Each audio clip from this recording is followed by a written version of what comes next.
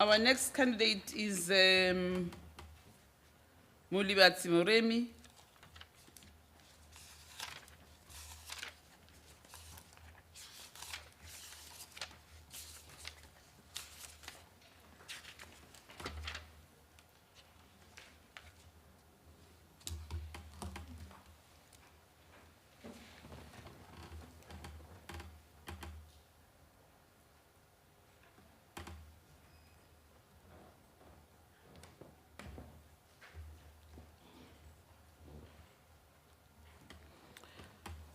Chairperson, our candidate is in, Mr. Mulibatsi Moremi. Good afternoon, Chairperson. Good afternoon, members. Good afternoon, Mr. Moremi. Welcome to this interview. My name is Marenche Gillian. I am the Chairperson of the Select Committee of Health and Social Services in the National Council of Provinces. I think he's looking for a pen, Chairperson. Hey, That's a nice smile. interview. Mutho bukoni bupirima. Okay, Mr. Moreni, my name is Marenche Gillian. I'm the Chairperson of the Select Committee of Health and Social Services in the National Council of Provinces. I'm also the co-chairperson of this committee dealing with the filling of vacancies for the NYDA board. I will hand over, but before that, I want you to relax. If you're stressed out, just take a sip of water and give us a nice smile and enjoy the interview. I will hand over to the chairperson in the committee room to introduce herself and also to introduce the other members, but just relax. Thank you. Over to you, chairperson. Thank you very much, Chairperson, Mr. Mulibatsi. When I was uyogibela eGauteng. You come from Good far. afternoon. You went to take a flight from Gauteng. Yeah, and I think proper arrangements have been made for you so that you cannot be stuck at the airport. I know, I trust my staff, our staff members, they are very efficient. So don't stress, concentrate on the interview yakho. Yeah. My name is Nonhlanhla Ncobendaba. I'm the chairperson of the Portfolio Committee on Women, Youth and Persons with Disabilities. I'm co-chairing this subcommittee with the Honorable Chair, Honorable Gillian from the NCOP. Over to you, Honorable Masigo. We wish you good luck and feel free. And you have only 45 minutes with us. But if you are fortunate, because anyway we are from far, that's why we'll give you extra time, 2 hours more. Yeah. Thank you very much, Honorable Chairperson, and a very good afternoon to you, Mr. Molebati. My name is Fikile Masiko. I'm a member of the subcommittee. We'd like to wish you well for your interview. Thank you. Thank you, Chairperson. Good afternoon, Mr. Molebati. My name is Audrey Malika. I'm a member of the subcommittee. You are welcome and good luck for the interview. Thank you to the chairpersons. Very warm welcome to you. My brother, my name is Leo Lompiti, and I am a member of the subcommittee. Thank you, chairpersons. Good afternoon, sir. My name is Mbulelo Baha, and I'm a member of this subcommittee. All the best. Thank you so much.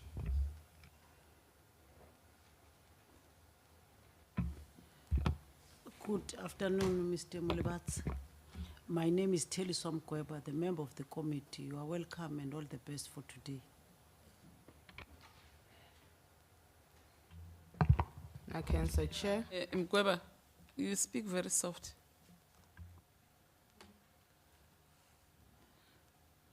Let Honorable Mkweba reintroduce herself. Thank you very much, Chair. Good afternoon, Mr. Mulebatsi. My name is Teliswa Mkweba, the member of the committee, and you are welcome. All the best for today.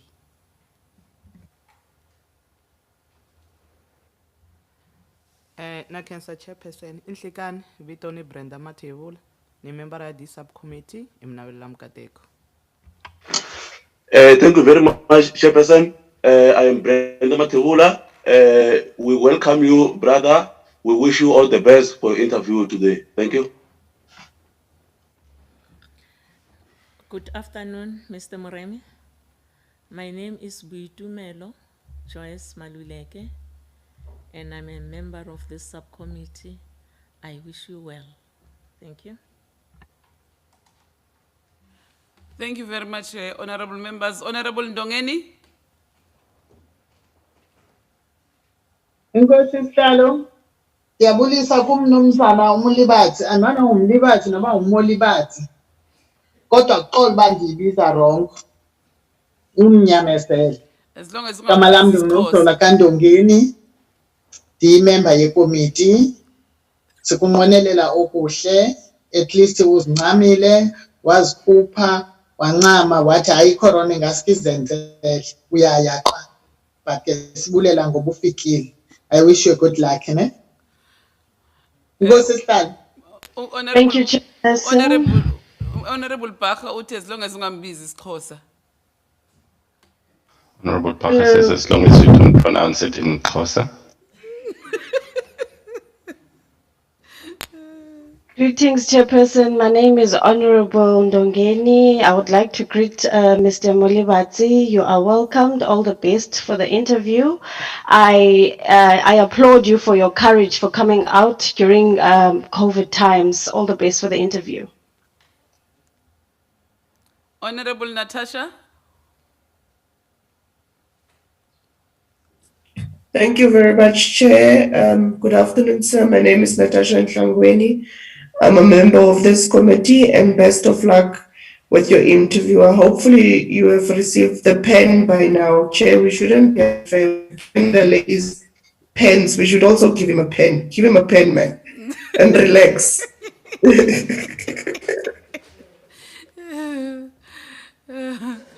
Over to you, Chairperson.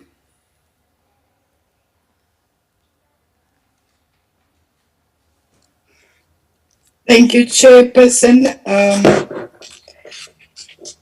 Mr. Mohemi, please tell me who you are, and also why you are so keen and interested in becoming a board member of the NYDA, where you can serve the youth of South Africa, and also share some of your knowledge of the agency with us. Thank you.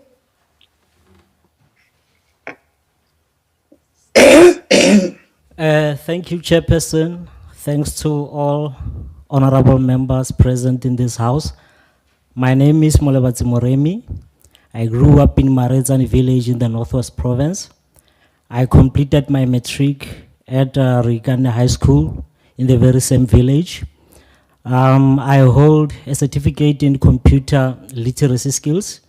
I also read law at the Northwest University. I graduated with a Bachelor of Laws and Masters of Law.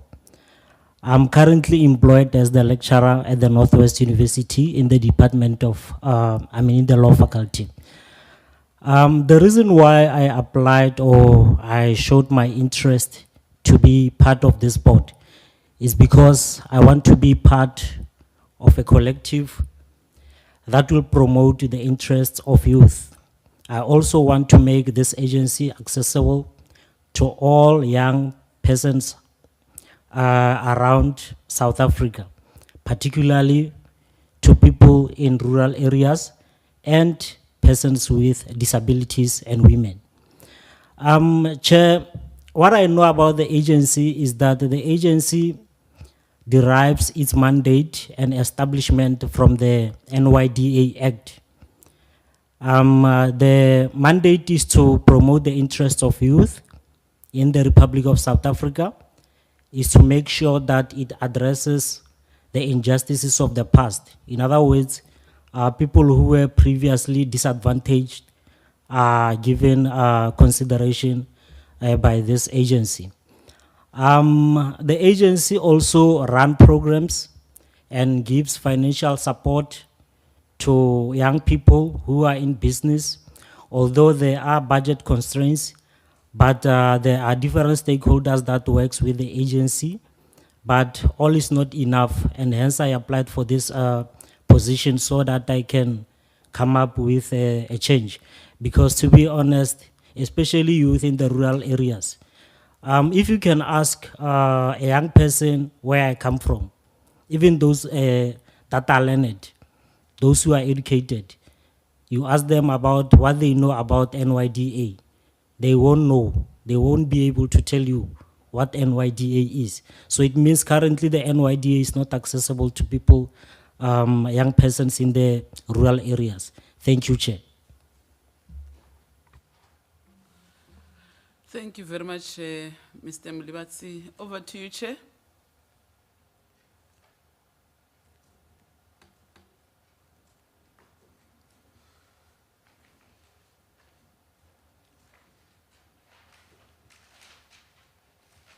Let's continue, honorable members. Honorable Natasha, Honorable Ndongeni, Honorable Maluleke, Honorable Mpiti, Honorable Pacha,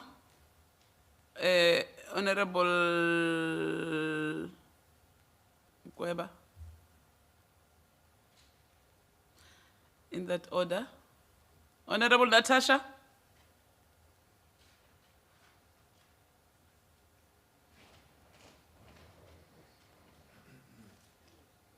Natasha. Thank you very much, Chair. I'm here, Chair. All right. Thank you very much, Chair.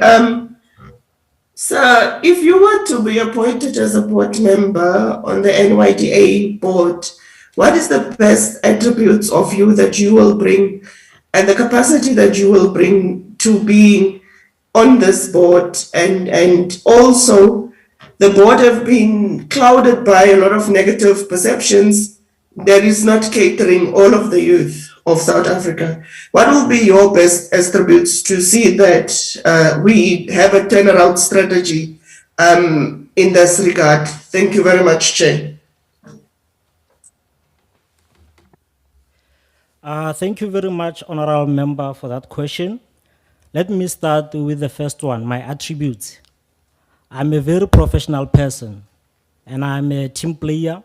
Hence, I expressed my interest to be appointed in this board. But when I was giving my background, I said I want to be part of a collective. So in that collective, I expect ethical leadership, of which is something that I hold, and I'm not willing to compromise it. But as a team player, I must always be in a position to concede, so that I can, I don't actually compromise, but I concede and I give support to fellow board members. The second one, Honorable Member, about the negative perceptions. Indeed, I do agree that there is a negative perception that the board is not accessible to everyone or doesn't serve the interest of everyone in the Republic of South Africa. I said the board is currently not accessible to all the youth in the rural areas. Actually, majority of the youth in rural areas. So I will make sure that there are campaigns, and I applaud Parliament for tabling a bill, actually for drafting a bill that will amend the legislation that is responsible for the appointment of board members, which is the NYDA Act. And in that piece of bill, it shows that the district and local offices must be established where young people will go there and get relevant information with regard to NYDA. So I will prefer that, and I will advocate for that if I'm being appointed as a board member, that those offices must be located within rural areas, because that is where majority of the youth are, and that is where most of the youth, young persons are faced with challenges. Thank you. Honorable Ndongeni?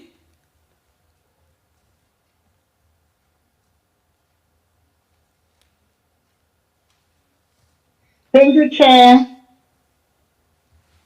Mhlekazi Molibathi. Uright, Poof. Uright, Poof. I do understand that you're asking me whether I'm fine. Yes, I'm fine. And you? Oh, okay. I'm right. Okay. The National Youth Development Agent was established by an Act of Parliament, NYDA Act 2008. Could you briefly elaborate your understanding on the function of the NYDA in terms of the Act? Thank you, Sihlalo.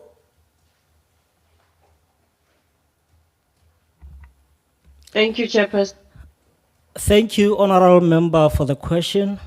The functions of the agency is that the agency must be in a position to draft and implement policies that aims at achieving the interest of young people, and those policies must also cater for the needs, aspirations, and challenges faced by young persons. The NYDA agency, I mean, it's also, it is all about promoting the interest of young people. It must provide a financial support to people who are in business, people who are in small scale farming or agriculture.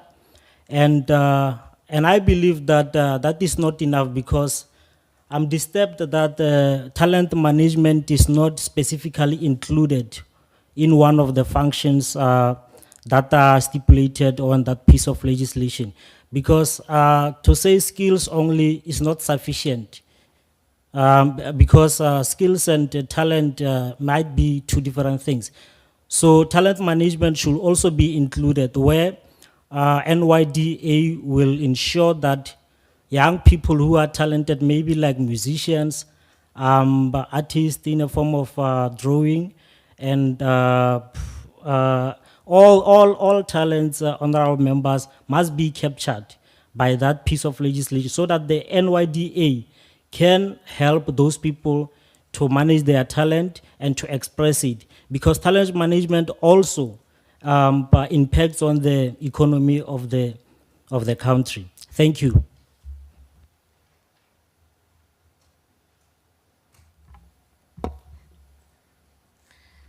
Thank you, Chairperson.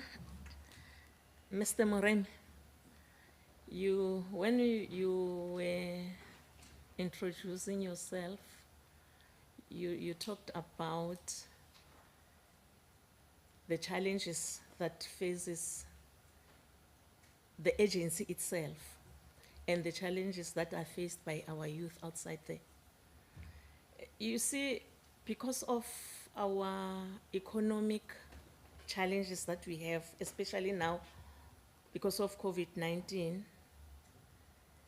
we are not there financially as a country. And this also has impacted on the budget of the agency. I'm talking about the NYDA. And it's not only the agency, all other entities and the departments of this country. So I just want to find out from you, if you are appointed as a board member, what can you do to offset this challenge of budget constraint in that agency? The agency depends mainly on the funding by government, but then it is not enough. What is it that you can do to offset this budget constraint? Thank you, Chair. Thank you very much, honorable member, for that question. Indeed, our economy is not growing at the pace that we expect. So we can't expect government to keep on pumping money on the agency, because there are other sectors that needs that money. There are different departments and ministries that needs that money also. And the honorable member, I think the agency should be in a position to invest the budget that it gets from parliament. How? When you invest is when you agree with young person that you have identified. I'll make an example with small scale farming and business funding. You fund those people, but in return, you say, we help you, please, when you are successful, please come and plow back so that we can help those who are interested on following on your footstep. And another thing, I think we must rope in the business sector. I know there is a freedom of trade in the Republic of South Africa, and you cannot force a particular business or a company to say, please give us money, we want to empower youth. But we have laws in the Republic of South Africa. We have employment law, we have employment equity. There are policies that says your company must ensure that young persons, especially people who are previously disadvantaged, must be employed by companies, and including gender balance, because mostly companies don't hire women and persons with disability. Even if they hire them or they employ them, they are not in leadership positions. So I think the employment equity policies must kick in to not necessarily to compel, but to say we are asking for your help, because I think we are sharing the common goal here of empowering the whole nation. And majority of the people in the Republic of South Africa are women and young persons. Even if people with disability are not majority, they are minority. And we need your help here. Please come in, step in this ship so that we can move towards the same direction. So I think business and investment in a form like I've already alluded that we ask those that we have assisted to plow back. We cannot set a benchmark to say, this is the money that we ask from you. Just make a voluntary contribution. Thank you. Thank you very much, Honorable Mpiti.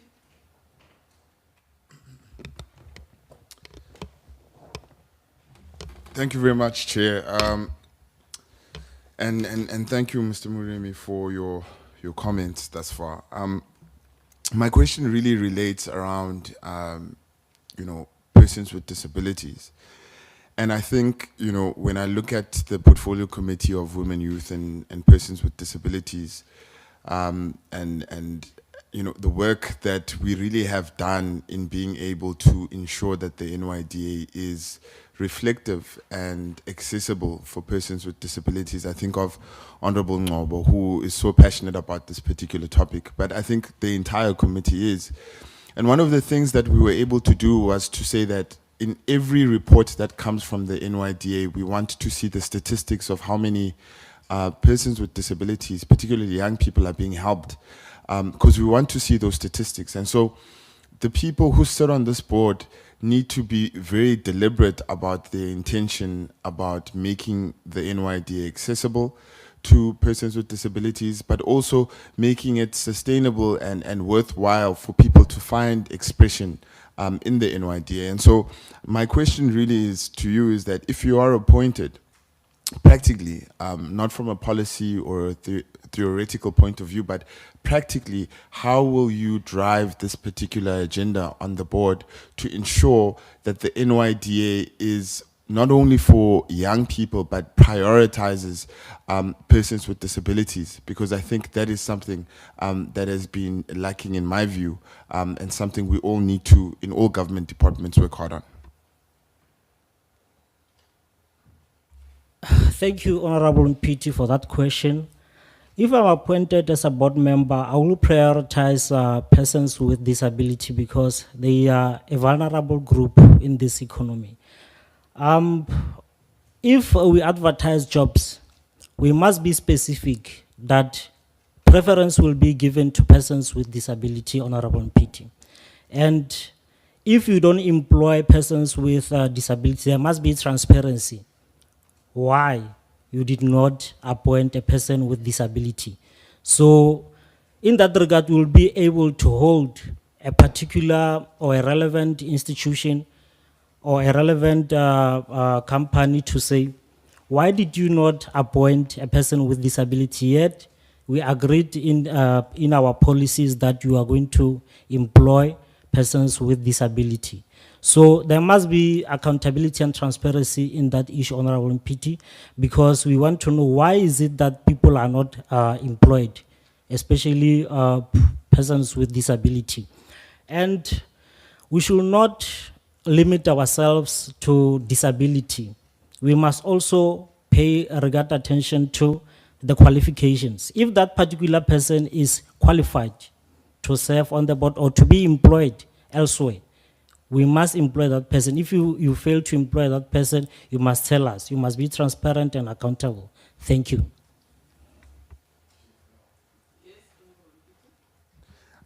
So my question really is about access, and I want you to imagine going into an NYDA office. So yes, we must be able to prioritize job placements for persons with disabilities. I'm not a fan of quotas, so that's not what I'm asking. What I'm asking is accessibility. So if you walk into an NYDA office, what are some of the things that, you know, make that office more accessible to a young person with a disability? So if you can practically give me those type of changes that I think are very important, that, you know, need to be incorporated, what would they be? Okay, Honorable PT, now I got your question. First of all is infrastructure. We must make sure that the building is user-friendly for persons with disability. And we, like I learned from a very few people that I know who are disabled, that you should not feel ashamed for them. You should treat them as normal persons because they are normal. They are not different to us anyhow. And thirdly, Honorable PT, I will give attention to their needs. What do they need? Because disability is different and there are various types of disability.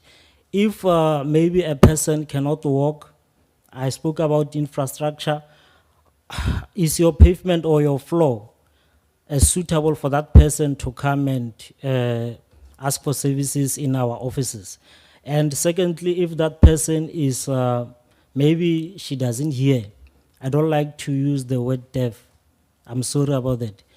A person who's not able to hear what other persons are saying, there must be a handset, there must be a handset to help that person to be able to get the facilities or all the help that he requires or she requires from the NYDA officers. Thank you, Honorable PT.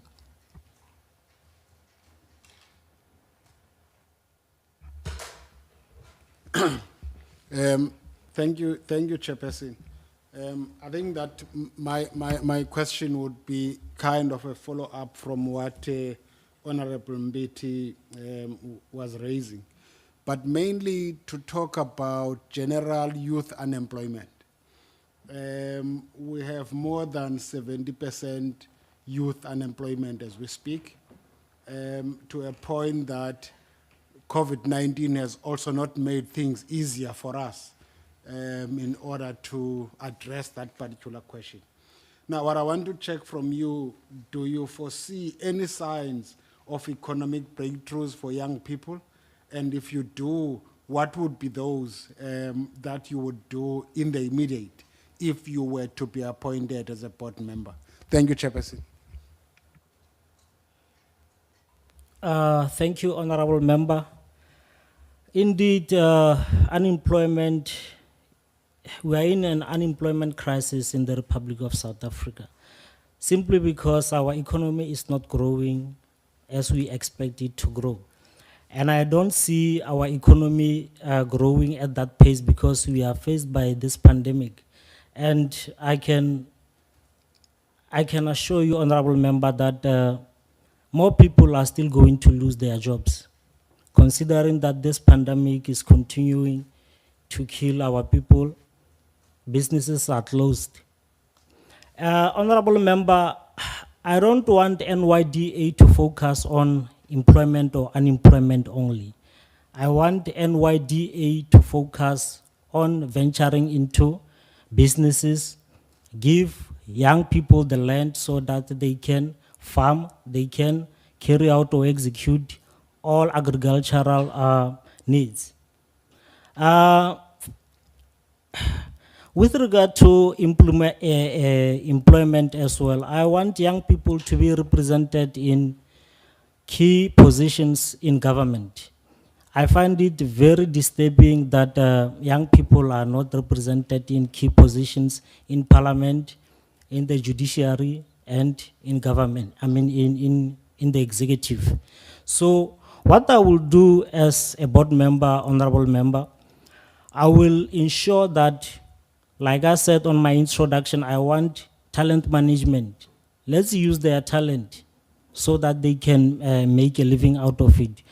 Let's identify youth that is interested in farming, because we cannot give a random person a land just because we want to give out land to young people. Let's identify people who are interested in agriculture so that they can use agriculture for living. I wanted to say something and then it slipped off my mind. In that order, I will say thank you while I try to recollect what I wanted to say, Chair.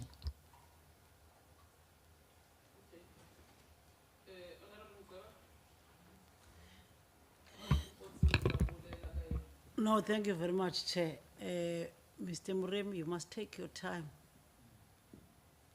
Take your time. But Mr. Murem, the integrated youth development strategy, it's aimed to respond to issues affecting the youth of South Africa, especially youth with special needs, and also the youth in rural, deep rural areas, urban and semi-urban, which is in townships. Then, Mr. Muremi, what are the 5 pillars of the integrated youth development strategy so that it responds to the challenges that are facing the youth of this country?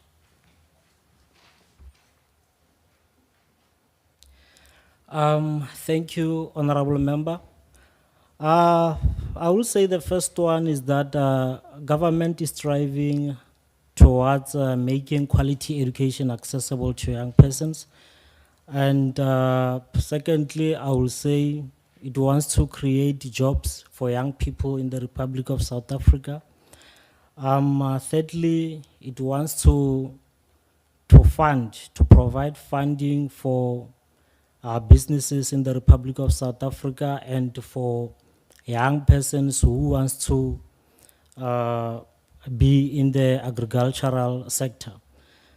And also it wants to contribute towards the mental challenges that are faced by young people, because young people are not well because of this issue of unemployment. Young people are depressed, young people are stressed. So that will be my answer, honorable member. Thank you.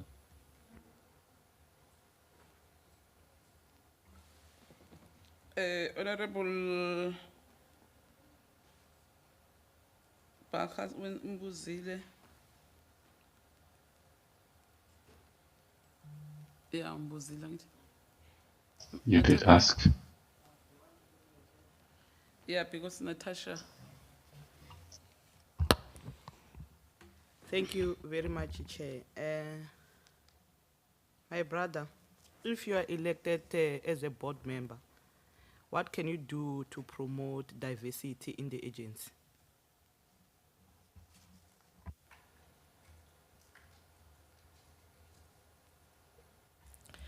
Thank you, Honorable Member, for the question.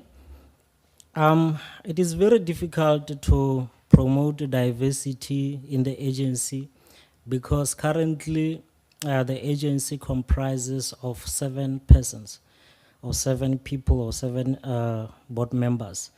And diversity, we are also talking about the geographical spread.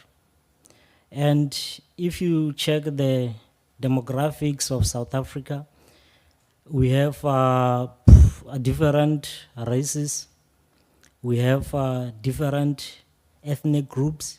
So it will be very difficult because of the less number of people or board members that are expected to serve on this agency. So I applaud government again for tabling a bill or drafting a bill that seeks to amend the composition of the NYDA. Because if you say NYDA will consist of 10 persons, it means then you are going to ensure that there is diversity. Although you cannot cater for everyone, but at least it means you are trying your level best to cater for everyone. Because you can use provinces to benchmark diversity. You can say Northwest, we take one, Northwest, Gauteng, another one, Western Cape, Eastern Cape, Limpopo, just like that. But with regard to the current composition of the board, it will be very difficult. But we must make compromises, but we must not compromise quality. I'm saying this in a sense that I know it is difficult even for this subcommittee. I saw this during the shortlisting period. I was following your sessions, and it was very difficult for you to make sure that there is geographical spread and the diversity is considered in this shortlist. So I will say, like I'm waiting for the act or the bill that will amend this legislation, because at least with this bill, if the legislation says we must have 10 persons, at least you can use provinces as a benchmark to diversify the board. Thank you. Thank you very much, Mr. Mulibatsi. Chairperson, are you back?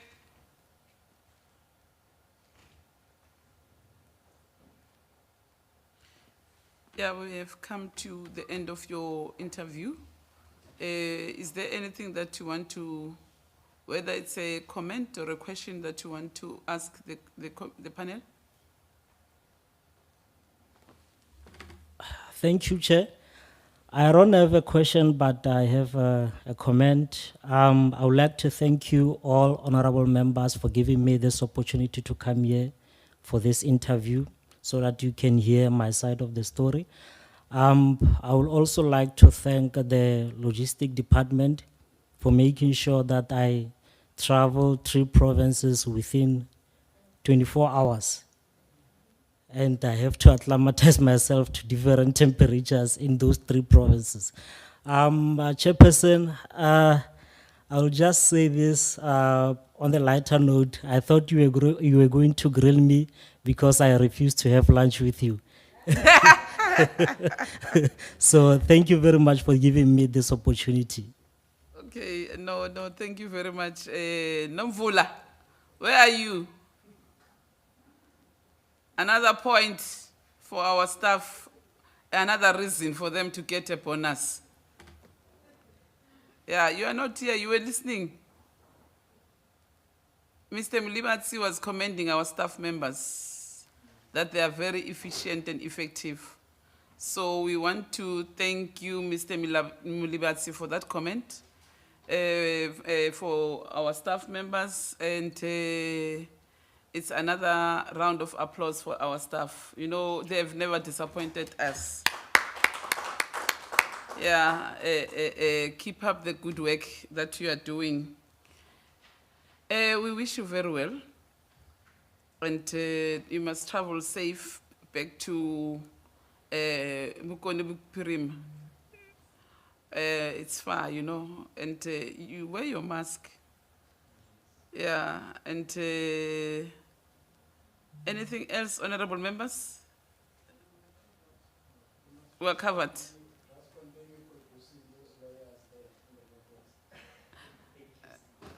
Yeah, abakuzwanga mara bakabonga pressa. They did not hear you, Mr. Bacha. You did not press. No, I was saying that as a lecturer, he must continue producing those young lawyers there in the Northwest. Yeah. Thank you so much. Keep it up. Thank you very much, Mr. Mlebatsi. Fly safe. You know, if Honorable Gillian was here, was gonna tell you that enjoy Cape Town and what and what. So now she's not here. She's struggling with her network. And I'm coming to Cape Town because I have to, my flight departs at 7 o'clock tomorrow morning. Okay. Okay, fly safe. Thank you. Yeah.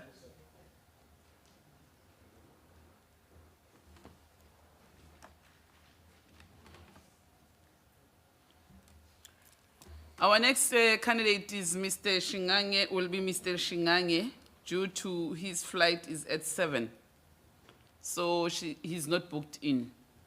So the candidate that was supposed to come in was Mr. Tando Dominic Mota, but Mr. Mota is been booked in. Uthini manje?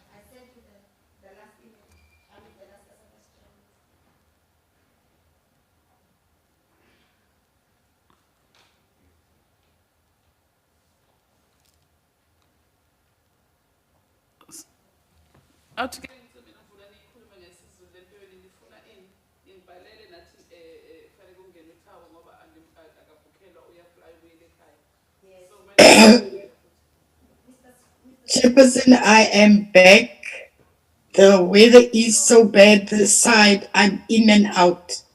But I will keep my video off, otherwise I will be out again.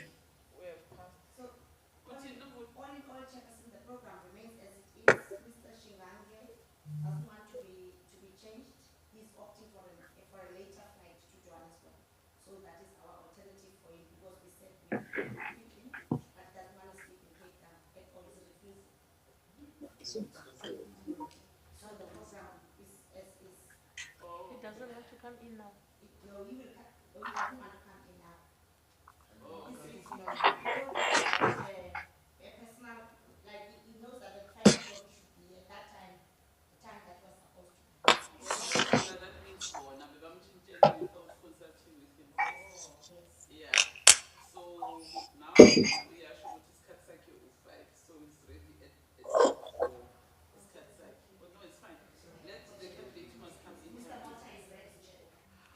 Let's receive Mr. Mota, Tando Dominic Mota. Yeah, our apologies. It was a communication breakdown, Chair, between ourselves and the staff. They have communicated with me first without consulting the candidate. So the candidate is flexible. His flight will be after 7. So we are fine.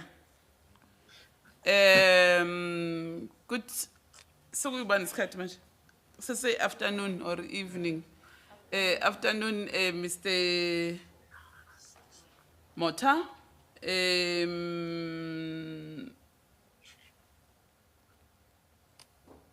Mr. Tando Dominic Mota. Yeah, we must be sure we're interviewing the right person. Chair, over to you. Mr. Mota is here. Thank you, Chairperson. Good afternoon, Mr. One of Mota. those is coming very far. I can see it's from the Free State, Chairperson. Mr. Mota, my name is Marencha Gillian. I am the chairperson of the Select Committee on Health and Social Services in the National Council of Provinces. Also the co-chair of this committee to fill the vacancies on the NYDA board. I want you to relax. I want you to sit back, give us a nice smile, that's right. Enjoy your interview. If you're a little bit nervous, just take a sip of water There's very beautiful people in front of you in that committee room. So don't be stressed out. I will hand over to the chairperson who will introduce herself and the rest of the members of the panel. Thank you. Thank you very much, Chairperson, Mr. Mota. A very good afternoon. And we offered you lunch, but at least you came and joined us, unlike Mr. Mulibats. You know, he was scared, he didn't even want to eat. But it's fine. Thank you very much, Chair. My name is Nonhlanhla Ncobendaba.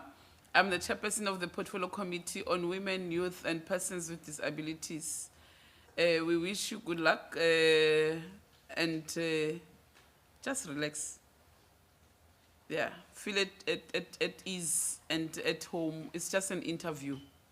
So all what you need to do, if you don't hear the question, you are free to ask the honorable members to repeat the question again.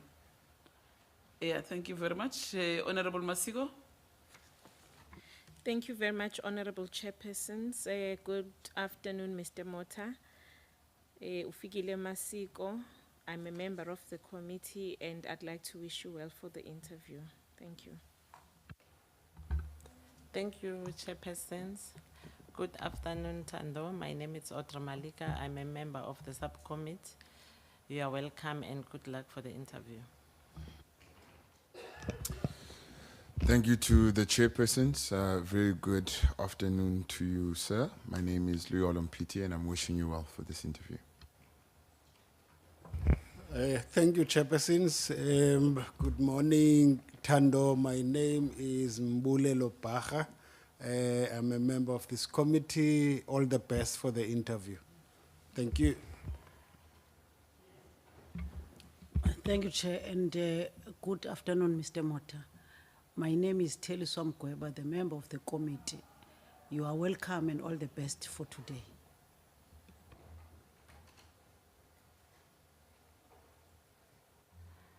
Na Cancer Chairperson Inhlikane vito ni Brenda Matebula ni member ya this subcommittee imnabelela mkateko.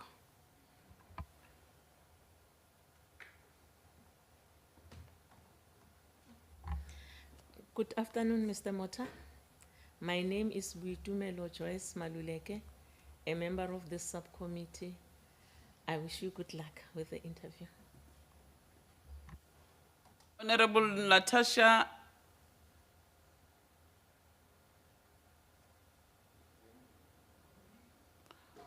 Honorable Natasha, are you in? Afternoon, Chair. Good evening. Good day, sir. My name is Natasha Ntlangweni. I'm a member of this committee. And then best of luck with your interview. Thank you very much. Honorable Ndongeni.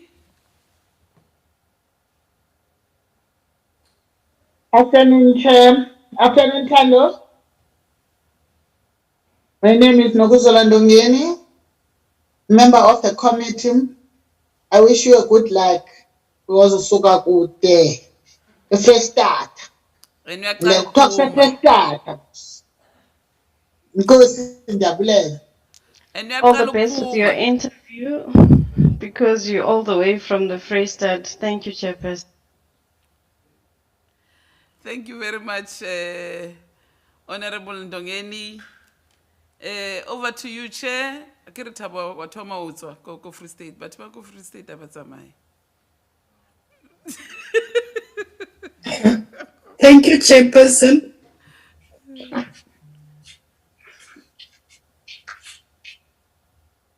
Mr. Mota, I hope you are now.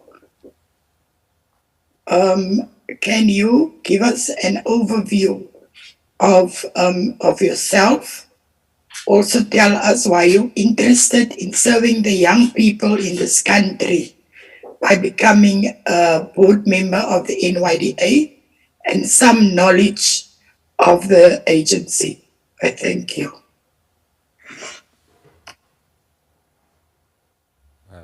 Thank you, co-chairs, and thank you, honorable members. My name is Tando Dominic Mota. I come from Soweto, not even Free State.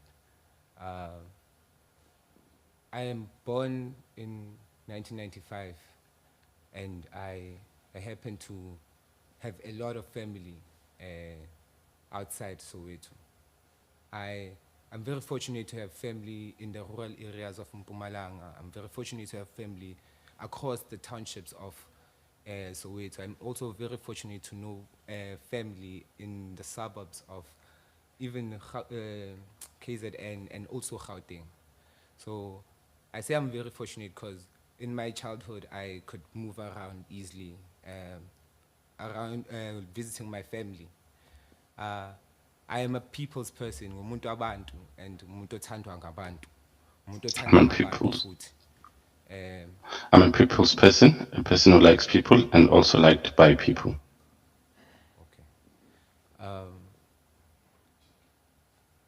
I am very fortunate to have known Tabo, please raise your voice.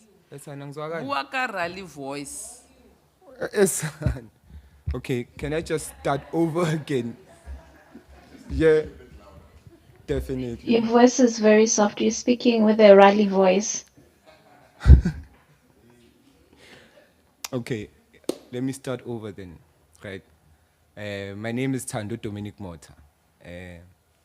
I was born 1995.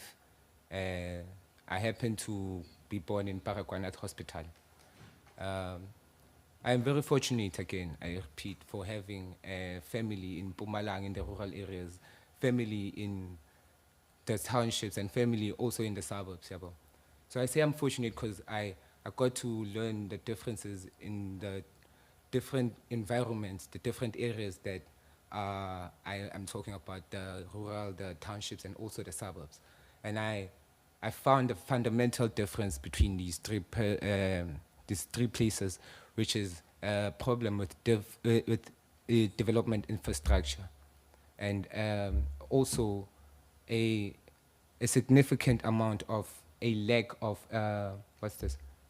A lack of education, skills development in our basic education. What I think could happen is that if we bring about development infrastructures into our education, basic education systems, we can move about having a stronger youth.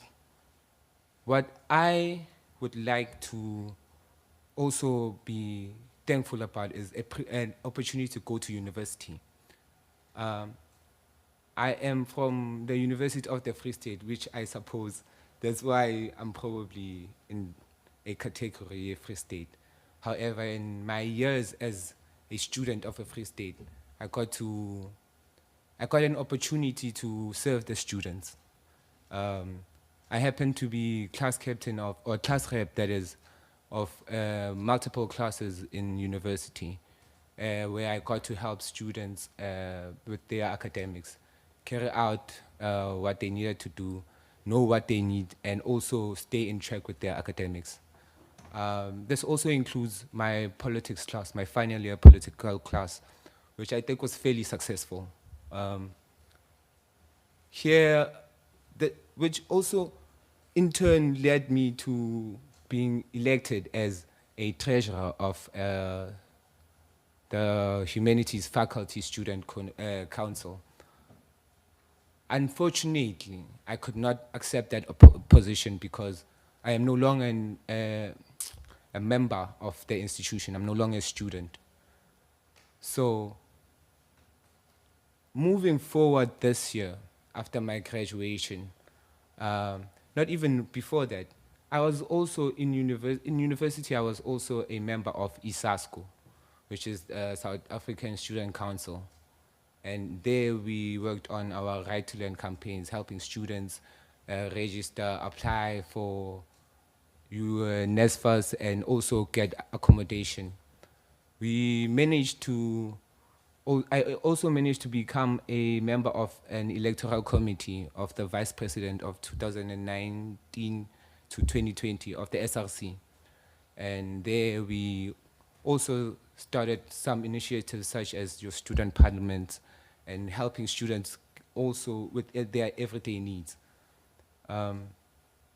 Moving forward to then 2021, because I was no longer a student in the University of Free State, I then joined with a youth development program from Vacancies, Shawena, which is in Soweto.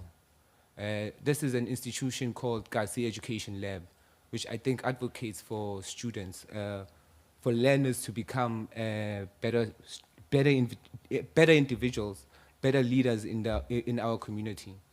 They advocate for business and public administration, and also just youth development in its entirety. So I also happened to, due to unemployment as a graduate, I also had to open my shop. I opened a barber shop this year with I opened a barber shop with my friend from Ekasi to kind of combat my unemployment. The barber shop opens from a day-to-day basis, Monday to Friday, and obviously on weekends we kind of open a car wash with my friends back home. See, there's 4 of us who are involved in the car wash, and there's like 2 of us who are involved in the barber shop. So I also happen to learn a bit more about plumbing, tiling, also steel manufacturing and electricity work. My friend who lives next door to me happens to be a good plumber, a good tiler. So this year I kind of been helping him with a lot of plumbing and a lot of tiling, which happens to be the reason why also my hands are kind of bruised. But I learned a lot of skills that can be influential in the development structures. I feel like, hence I said before, there's a big divide between the rural areas, the townships, and also the suburbs. And the big divide for that is, the biggest reason for that, I think, is development infrastructure, and also Thank a you very lack. much, Tando, for your introduction. That's 5 minutes. Time okay. is up.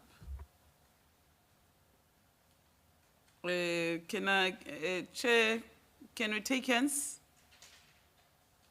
You can continue, Chairperson. Okay. Honorable Masiko, Honorable Brenda, Honorable Natasha. Natasha. Honorable. Yes, Chair.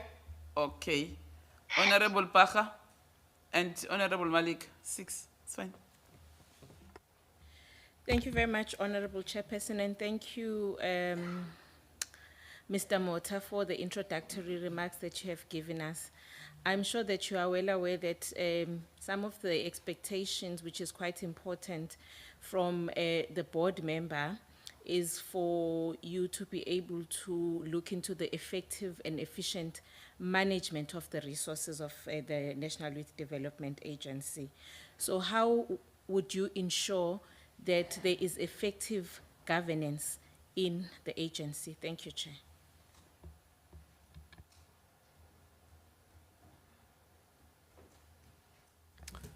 Thank you for that question, Honorable Member.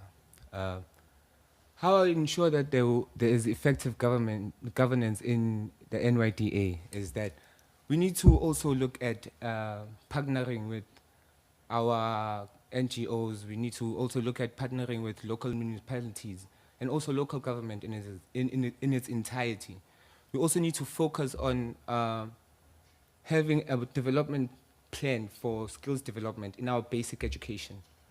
We need to also, especially in the basic education, because our youth is consistent of age 14 to 35, but 14 to 19 is our teenage years, and this is a fundamental part of our learning. We can move our NYDA structures into each school of high school. Also have them develop these learners' skills, have them develop skills in plumbing, skills in tiling, skills in steel manufacturing, and also entrepreneurship. With this, we can also move on to having have these students participate in the development infrastructures of their own communities. Have them come out of school and then being placed. If we can start a development infrastructure plan that's going to be effective in rural areas and townships, where these students, after being given these skills of construction, plumbing, tiling, even electricity in our basic education systems, we can move on to having these kids placed in jobs, also recruited in these development structures where they can themselves develop their infrastructure in their own neighborhoods and build malls and even office buildings where they themselves can then move on to working and also becoming effective in the community and also helping fight the scourge of economic of unemployment and joblessness. Thank you.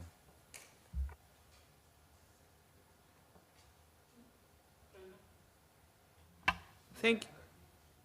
Did I answer that question?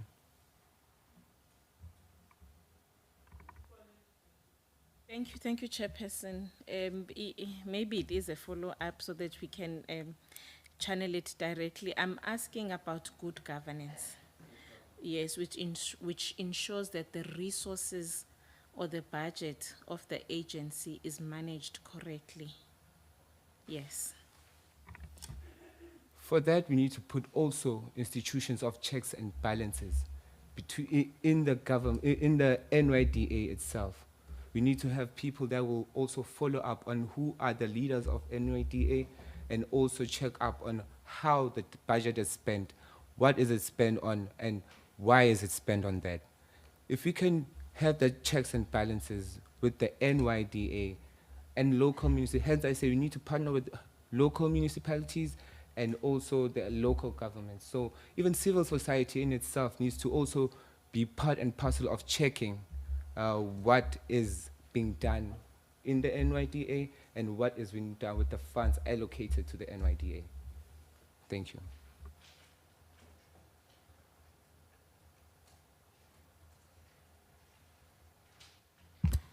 Thank you very much, Chair. Many young people from rural areas and township, they don't hear much about the successful stories about NYDA. If you are elected as a board member, what can you do to change this narrative? Thank you.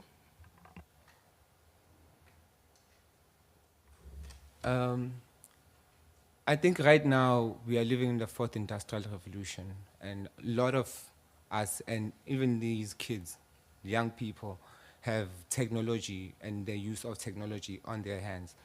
There's many social media platforms that we can use to also get our name out, what we need to get out. Well, problem that we have encountered in my hood, in my neighborhood, is that even with the information passed from local government, it is very difficult for that information to get to the community at large. So if we can find ways and systems, especially using our platform of internet and our devices as a whole, we can then move to a stage where we are able to get information effectively to the public. Because and also using our platforms in the media, the news, parliament itself, and also other other stations that can also, newspapers are also still effective. Although people do not buy them, especially, but not newspapers per se, magazines. Yeah. So we can also just fit in our internet strategies, look around what we need to do, and implement what we can to move forward and get our information out. Thank you.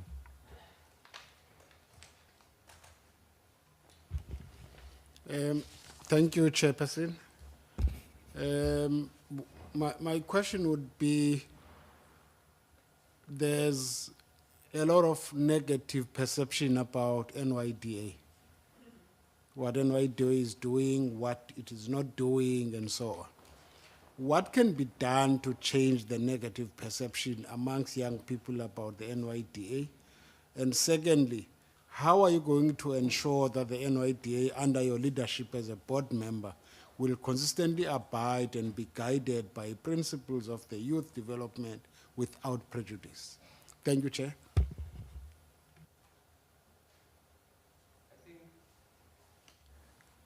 I think with the negative perception of NYDA, hence I say we need to also be effective in communicating with our public. The NYDA can form structures such as the NPO that can be liaisons to the public and also the government. These liaison structures can be recruitment structures in our neighborhoods for students who just come out of university, just come out of high school, just come out of whatever working space that they have, with the skills that they have, develop them into skills that can be beneficial to the community itself. I think we have to look at how we can, again, get NYDA into our basic education systems. If we can find a way to combat that, get the NYDA structures into high schools, we can then easily move from not being known by the public, but also recruit the students from an early age, give them necessary skills that will develop them into better human beings.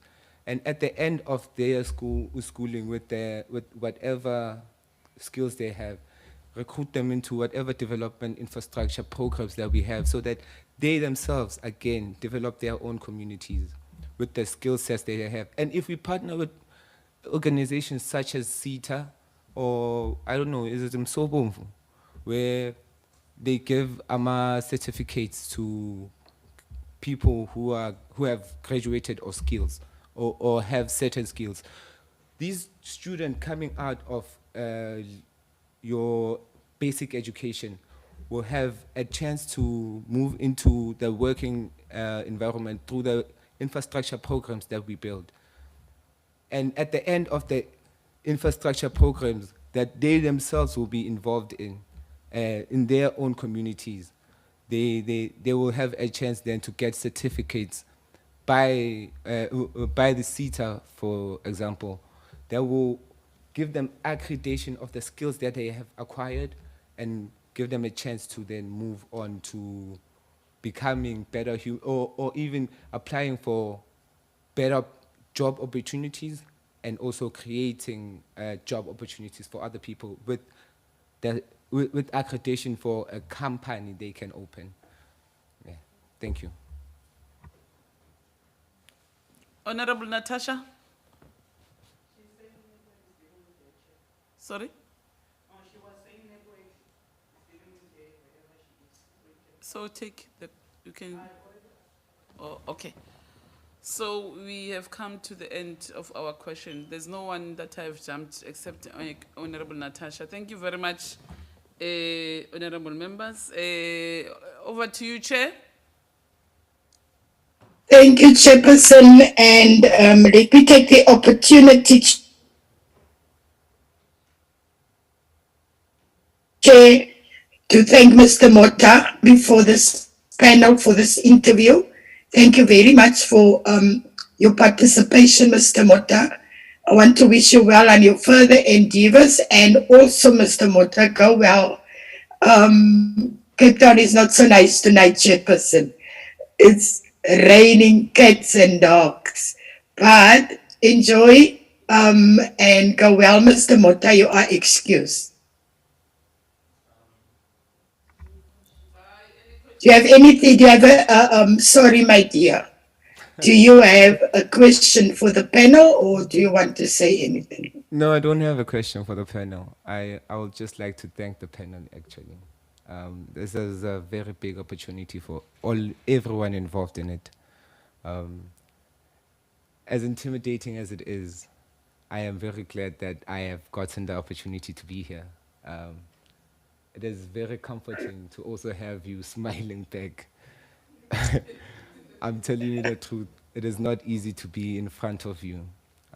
So thank you for the opportunity. And I think people who also sat in this seat also feel the same way.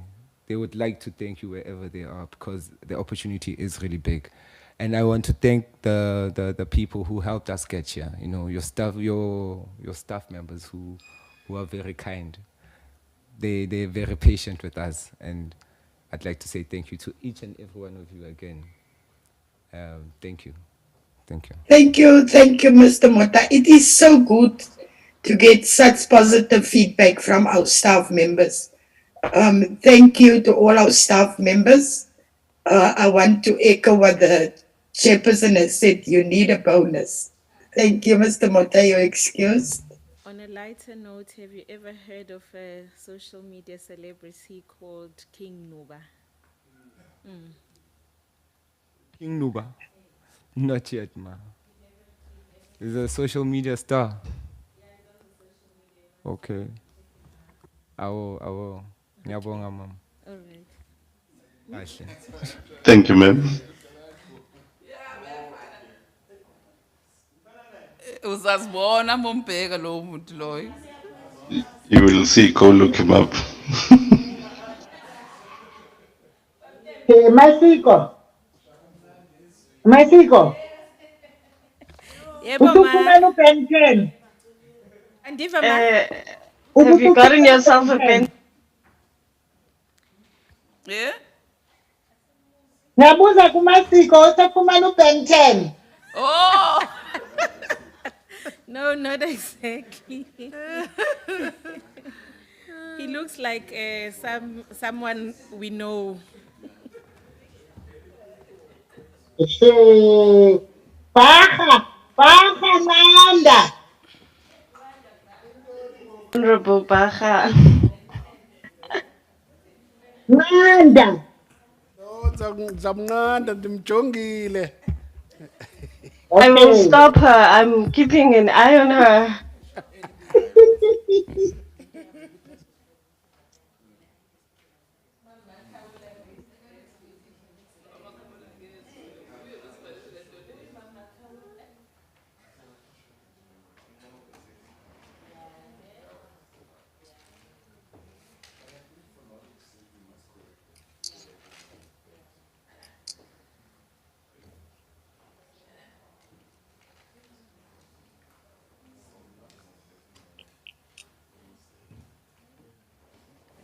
Mr. Shingange.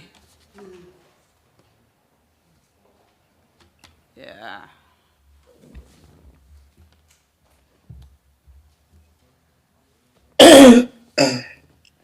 We're waiting for, it's only Honorable Gwebane? Oh, Pumil. Okay, who's introduce Magaboy. Good afternoon, Mr. Shingange. Afternoon, Chair. Our apologies that we wanted to call you in before our staff consulted with you. But it's fine because here you are and the time that was meant for you, you are here. So there's no train smash. Okusalayo sizokubuza imibuzo. Today is it. But we will ask you questions. Over to you, Chairperson. Mr. Shingange is in. Thank you, Chairperson. Good afternoon, Tabo. My name is Marenche Gillian. I'm the Chairperson of the Select Committee for Health and Social Services in the National Council of Provinces. I'm also the co-chairperson of the committee assigned to fill the vacancies under NYDA. I want you to relax, make yourself comfortable. You can sit back. I like your smile. And when you are a little bit stressed out, just drink some water, but enjoy the interview. I will hand over to the chairperson in the committee room to introduce herself and the rest of the panel. Thank you. A very good afternoon, Mr. Shingange. My name is Nonhlanhla Ncube-Ndaba. I'm the chairperson of the Portfolio Committee on Women, Youth and Persons with Disabilities. I'm co-chairing this subcommittee with Honorable Gillion, who's the chairperson from the NCOP. So I saw that in your CV, but you are a spokesperson. So sokubona namhlanje. Over to you, Honorable Masiko. Thank you very much, Honorable Chairperson, and good afternoon to you, Mr. Shingange. My name is Fikile Masiko. I'm a member of the committee. We'd like to wish you well as we welcome you to your interview. Thank you. Thank you, Chairperson. Good afternoon. My name is Audrey. Thank you, Chairperson. My name is Audrey Malika. I'm a member of the subcommittee. You are welcome and good luck for the interview. Thank you. Thank you very much to the chairs. A very warm welcome to you, Budwam. My name is Leo Mpiti, and I'm a member of this committee. Wishing you well. Thank you. Thank you, Chairpersons. Good afternoon, Mr. Thabo Shingange. My name is Mbulelo Pacha. I'm a member of this committee. All the best for the interview. Thank you so much. Thank you. I think your mic is off. Good day, Mr. Shingange. My name is Teliswa Mkweba, the member of the committee. You are welcome and all the best. Thank you very much. Enhlekane vito ni Brenda Matebula, ni member of this subcommittee, imnavelela mkateko. I can't. Afternoon, my name is Brenda Matebula. I'm the member of this committee. Wish you all the best for this interviews. Thank you very much. Tatana Shingange. Imina Buitumelo Joyce wakamaluleke yakwamukela, and I wish you all the best. I can't. Mr. Shingange, I am Joyce Maluleke. We welcome you to our venue for the interviews. We wish you all the best. Thank you. Honorable Ndongeni. Nkosi Kem, Mnumzana uShingange, siyakwamkela apha kwi-interviews. Igama lam ndinguNokuzola kaNdongeni. Akwaba noko ungenza kakuhle. Siyabulela. Enkosi Chairperson. Thank you, Chairperson. Greetings, Mr. Shingange. My name is Honorable Nokuzola Ndongeni. We welcome you to the interviews. I wish you all the best. Thank you, Chairperson. Thank you. Thank you very much. Over to you, Honorable Natasha.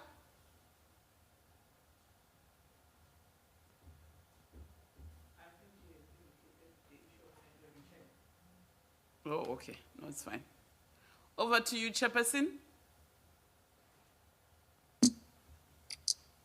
Thank you, Chairperson. Tabu, please tell us who you are, and then also your knowledge about the agency, and lastly, why you are so interested to become a board member of the NYDA to serve the young people in this country. Thank you. Thank you very much. Before, let me tell you, you have 45 minutes with us. And if you are very lucky, you'll get 2 hours. So rest assured, you'll get your 2 hours. Can I start? Yeah. Thank you very much, Chairperson. I think let me start, before I introduce myself, let me start by thanking everybody sorry, for the opportunity to present myself before you guys. I'm sure it's been a tough week of interviews with many interesting young minds before myself. So they usually say towards the end, fatigue sets in, but I hope that I'm not able to bore you with my short introduction. I go by the name of Thabo Shingange. Originally, I am from Limpopo province, so it was nice to hear Kushoto is Changan. It is not very common for, such a small minority group to find itself within higher echelons of parliament, so it was at least reaffirming and welcoming in that particular sense. But my name is Thabo Shingange. I grew up in Limpopo province. I went to primary school, or first not even primary school, nursery school. I started there in Limpopo province in Twanano, nearby, close to home. I went to primary school, of course, even in Limpopo province. I started there because I think early childhood development is an important aspect of our upbringing.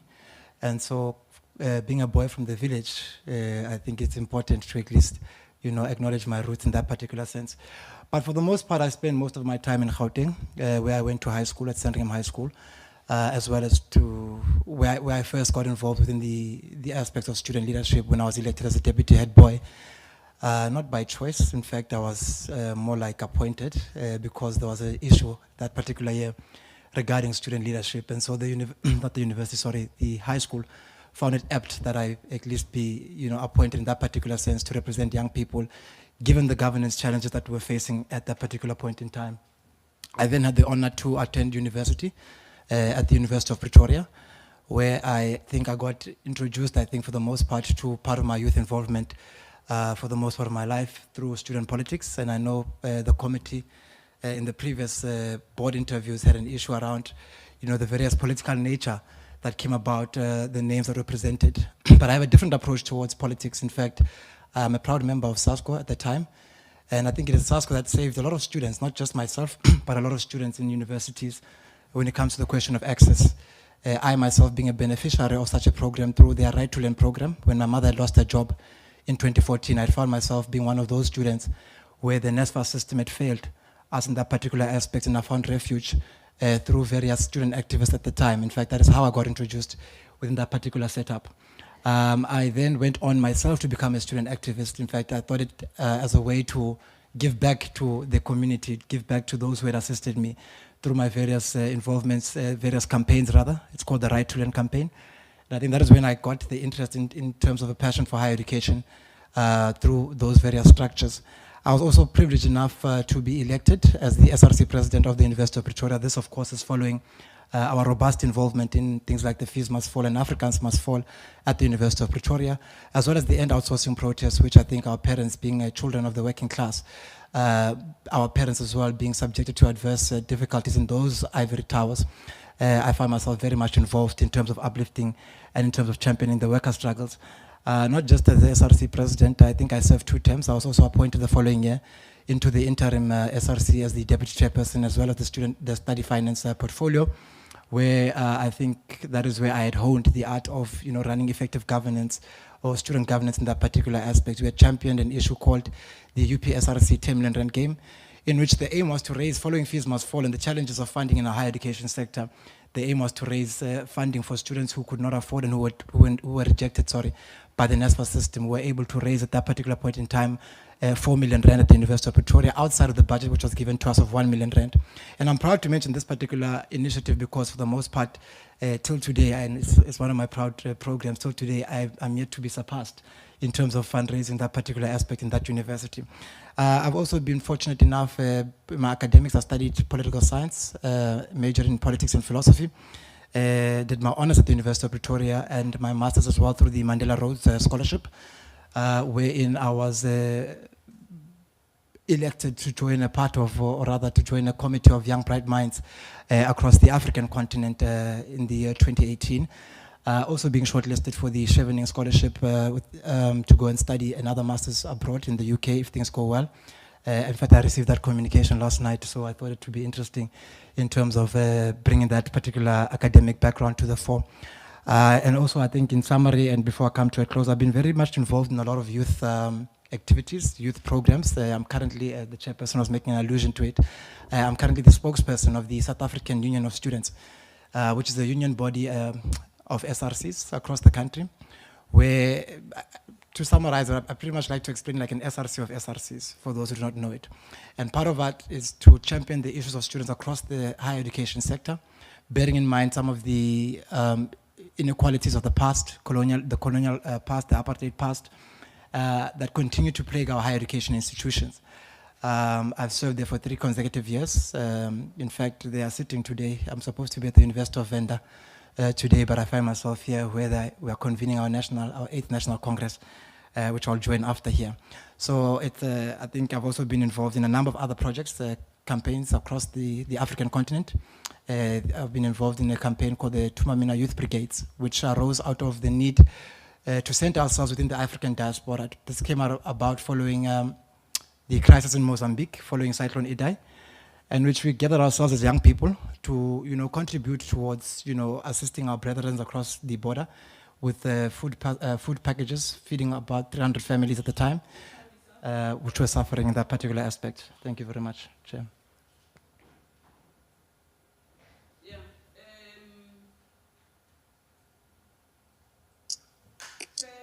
Thank you, Chair. Thank you, Tabu. Chairperson, can I hand over to you to take the members who wants to pose questions? Thank you. Thank you very much, Chairperson. I think I'll be the first one to ask Tabo a question. What do you understand about the agency? And briefly elaborate your understanding on the functions of the NYDA in terms of the Act. Thank you very much, Chairperson. So the NYDA, I think in a nutshell, is about mainstreaming youth development, across various sectors of society, not just in government, but in the private sector as well. But more than that, I think the NYDA is a vehicle for change and needs to be understood within the broader context of, the inequality and poverty which characterize our South African nation. And so it becomes an agency which is supposed to champion the issue of policy development, especially for young people, as well as providing the necessary support towards the various understandings and the various initiatives that young people come up with. It is an agency which is entrusted to lobby, the private sector to come on board as well, because the private sector is the biggest beneficiary of young people in terms of, their sustainability, in terms of employment. They are the biggest beneficiaries of young people, young graduates and so forth. Like I did say, I come from a higher education background. So I think the private sector is lacking in that particular aspect. More than that, it's also an agency whereby young people are supposed to, given our high unemployment in this country. In fact, I think there was a report done by, if I'm not mistaken, the Spectator Index, which mentioned that South Africa's unemployment is one of the highest in the world. And in fact, that is a debilitating factor in and of itself. And so an agency like the NYDA is supposed to come and alleviate that particular pressure, is supposed to respond to that particular pandemic, being that of youth unemployment in this country, which is at its all-time high. Moreover than that, the NYDA is also an agency where young people are supposed to find some sense of direction in terms of their broader business initiatives, entrepreneurial aspects. And so it is an agency which, and I say supposed to because I don't think for the most part it fulfills that particular role quite well, but it is an agency nonetheless that exists, that was put in place to be able to respond to some of these particular challenges. Of course, it as an agency is experiencing its own challenges internally in terms of driving some of these goals and priorities forward, but more importantly, it's just that it's an agency nonetheless that we're supposed to be supporting and which is there in any case to assist young people in terms of achieving their particular objectives and their particular business ideas and entrepreneurial aspects, as well as other dimensions, education, skills development, and so forth. Thank you, Chair. Thank you very much, Tabo. Honorable Bacha, Honorable Masiko, Honorable Ndongeni, Honorable Brenda, and Honorable Mkweba. Honorable Mpit, you are the last one. In that order. No, thank you, Chairperson. Chair, I just wanted to follow up on something that I think I heard from the presentation that Mr. Shingange was making about himself, and that is the fact that I think as of yesterday, you received news that you might get a scholarship for London or something. Did I hear correctly? It's a scholarship, it's a Chevening scholarship, yes. Yes. Now, what I want to check is, given the fact that you are here today for a position in terms of this board that we're trying to get to, what would that mean? Will it mean that if you are to really get this scholarship, you would then leave? So I just want to get a sense of what it is that you're going to do if you were to be afforded an opportunity to go and further your studies, vis-a-vis the fact that you are applying for to be part of the board of the NYDA. Thank you, Chairperson. Can I answer? Oh, thank you very much, Chair. No, I was merely, so firstly, so the Chevening Scholarship is something which I had applied for prior to the board applications being advertised. And so it is something, like I said, it was something I only received the news yesterday. And in fact, having engaged with the Chevening Scholarship itself, was to inform them that I'm actually in a particular process of applying for the NYDA board. And so a number of options have been presented, the idea of deferral, because it's still in its final stages, sorry, meaning that they still need to do issues of placement and so forth. So they're also waiting on the outcomes of this particular process of the NYDA. But why I mentioned that was not because my thought was to go to London. No. It was to highlight that the education background, that is where people who are invested in education. In fact, it's not just even the Chevening Scholarship. I've had the privilege of even studying in France at Sciences Po in Paris in 2019, doing a master. So I'm also finalized my master's at the University of Pretoria. So it's part of just mentioning the broader, ambitions of being, academically equipped as a young person, which I think is important, especially considering some of the challenges that we are facing in our own country. It's always interesting to be able to tap into other spaces, to tap into other worlds. I mean, if you were to study abroad, things like the London School of Economics and so forth, these are also correspondence via online, given the COVID time. So it's not necessarily to say that I would be leaving, but it's to say that I've been at least shortlisted in the final process of a world-renowned scholarship, which speaks to, the importance of education for a young person. And I always say I'm a young person from the rural area in Begasdorp village, and this is something that is unheard of. To begin with. So it's something I always will pride myself in any case, to say that to be able to reach that far, for me is a step in the right direction. It's also an inspiration to those who come or who are watching, especially back at home, that, it is not just to limit your eyes within your particular loci, but to be able to expand your vision and to tap into other opportunities which you might not even dare think of. So for me, it's about stretching yourself beyond that. And it might not even be for myself, for instance. It might, like I'm saying, my brother, my cousin at home, whose only reference point of a university is the University of Limpopo, because they've never stepped outside of, the Limpopo province. Is to say that there's a world out there that we, especially coming from Limpopo, like I said, a marginalized province, there's a world out there that you can tap into. So these accolades, even being on TV here today, for instance, those back at home, they've been calling me left, right, and center, around the excitement, which I share with them, of course, because it's not something that they would have imagined for a young person coming from those two-room and a long drop system, basically. So it was just mentioning those particular points, so whoever is listening as well can understand that there's a life out there that they need to stretch themselves beyond and to tap into. Thank you, Chair. Thank you very much, Mr. Shingange, and thank you for your responses, and congratulations on your achievements thus far. I think we can only hope for the best and wish you the best in terms of your anticipated awaiting to get positive results. Mr. Shingange, there is a narrative or a perception out there that our education system produces unemployable graduates. What do you think gave rise to this narrative or perception? And if given a chance to serve on the board, how would you change it? Thank you, Chair. So if I heard you correctly, it's about the perception of our education system producing unemployable graduates. Correct. Thanks. So I think, through you, Chairperson, the issue of education is a multifaceted challenge in our country, right? Of course, if you were to look into the historical context around education in South Africa alone, I think about things about Bantu education. I think about not just Bantu education, which were created to, underskilled black people, to be blunt about it.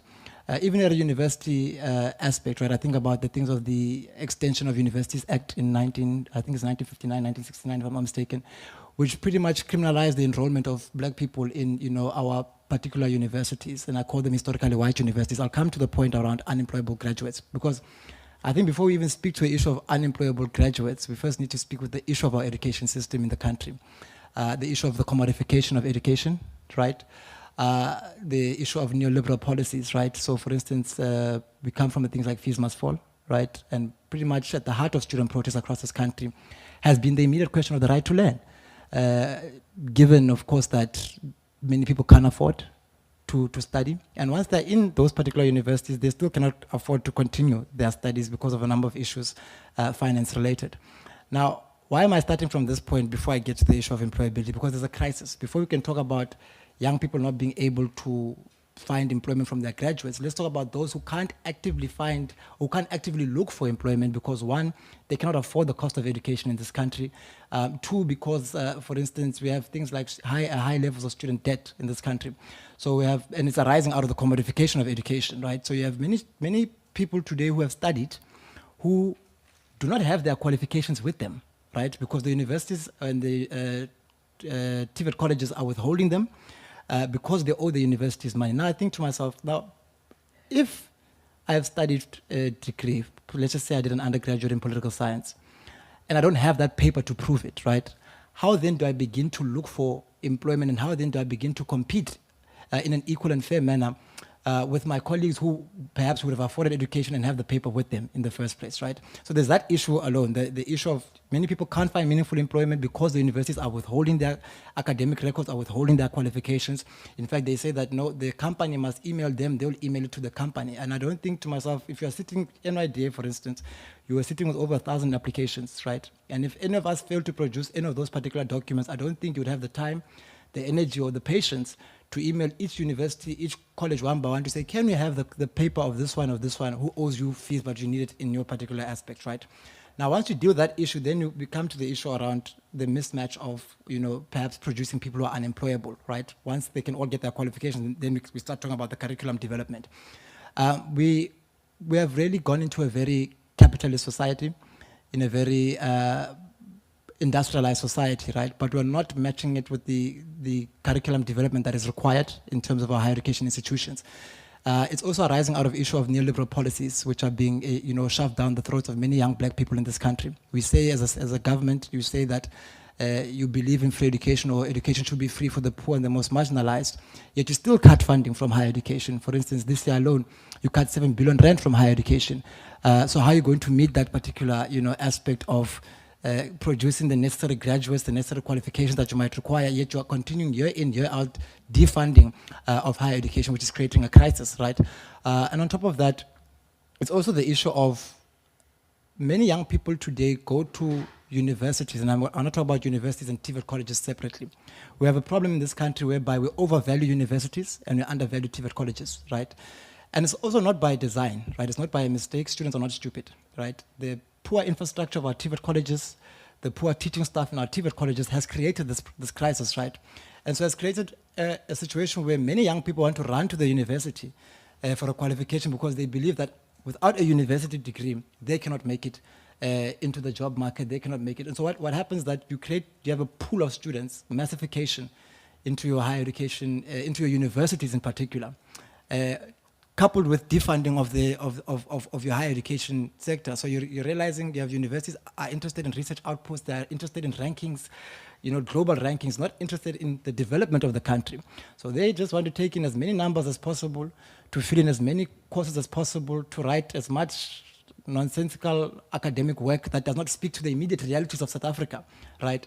Simply because they just want to get the rankings, to be able to get the bonuses, because university vice chancellors are earning a lot. They earn more than the president. Many of them earn 5 million, 4 million, but if you look at the quality of their graduates, right, it raises serious alarms in this country. So there's a whole issue around how we've structured education in South Africa, not just an issue around the curriculum development, and not just an issue around not producing the right graduates, right? And then I think, I don't know if I have a few more minutes, one more minute. There's one more issue I want to speak about. there's just one more issue I want to speak about, right? That speaks to the issue of unemployability. So we have a crisis here in this country, where, and I want to problematize NSFAS in terms of that issue, right? So one of the issues that I mentioned in the national youth policy is around poor mental health and poor physical health, right? And then I asked myself, in terms of education, how would you address this particular issue? But why am I speaking about NSFAS? So we fund students in this country, undergraduate, who consider them to be poor. So you fund them first year, second year, third year. Now, if you have an issue of mental health in this country, there's a need for psychologists, right? But now a person who studies psychology is a person who would have studied a BA and majored in psychology. So that person would have been funded by NSFAS in the undergraduate year. But the very same NSFAS therefore says it doesn't fund postgraduate studies, right? So if a person wants to become a psychologist, you have an issue of mental health in this country, you have a person who wants to study psychology in this country to respond to that particular issue. But now this person is locked systemically into a position of unemployment, because now they have the undergraduate, but they can't practice their psychology. They have to specialize in honors, they have to specialize in masters to be able to become a practicing psychologist, to be able to respond to this issue that you've identified of mental health in this country. So there's the issue of underfunding. So for me, it all boils down to underfunding of higher education, because it creates systemic challenges that we don't really speak to, because we just focus solely on, we just think it's a funding issue. It's a funding issue, whereas it's a policy issue. There should be free education, not just from undergraduate. If I want to study up until my PhD, it should be free in this country, especially in a country where I read an article coming here where only 6% of our population have a qualification. 6%. And that is from undergraduate right up until PhD. So I'm not just talking about undergraduate. It's the universities, it's the TVET colleges combined. Only 6% have a qualification. Yet education is still at an expense in this country, a very costly expense. So we have a policy issue that I don't think this interview alone can sit down and deal with. But if I'm asked to be on the board of the NYDA, I think it's one of the issues I really want to speak into, because the NYDA does talk about education. In fact, it's a priority for the NYDA, education and skills development, but it's more of rhetoric than it is of anything. We've served in the Student Structure in South, in the Portfolio Committee of Higher Education and Training. We've met with Universities South Africa, which is the Union of Vice Chancellors. We've met with SASAP, which is the Deans of Universities, and we've benchmarked other countries around SADC to be able to understand how do they approach this issue of education. And I think I'll be able to bring about some valuable input, especially being passionate about education. I'll be able to bring in some valuable input in that particular aspect, because it's something I think as a country we're not doing enough in terms of addressing adequately. Thank you, Chair.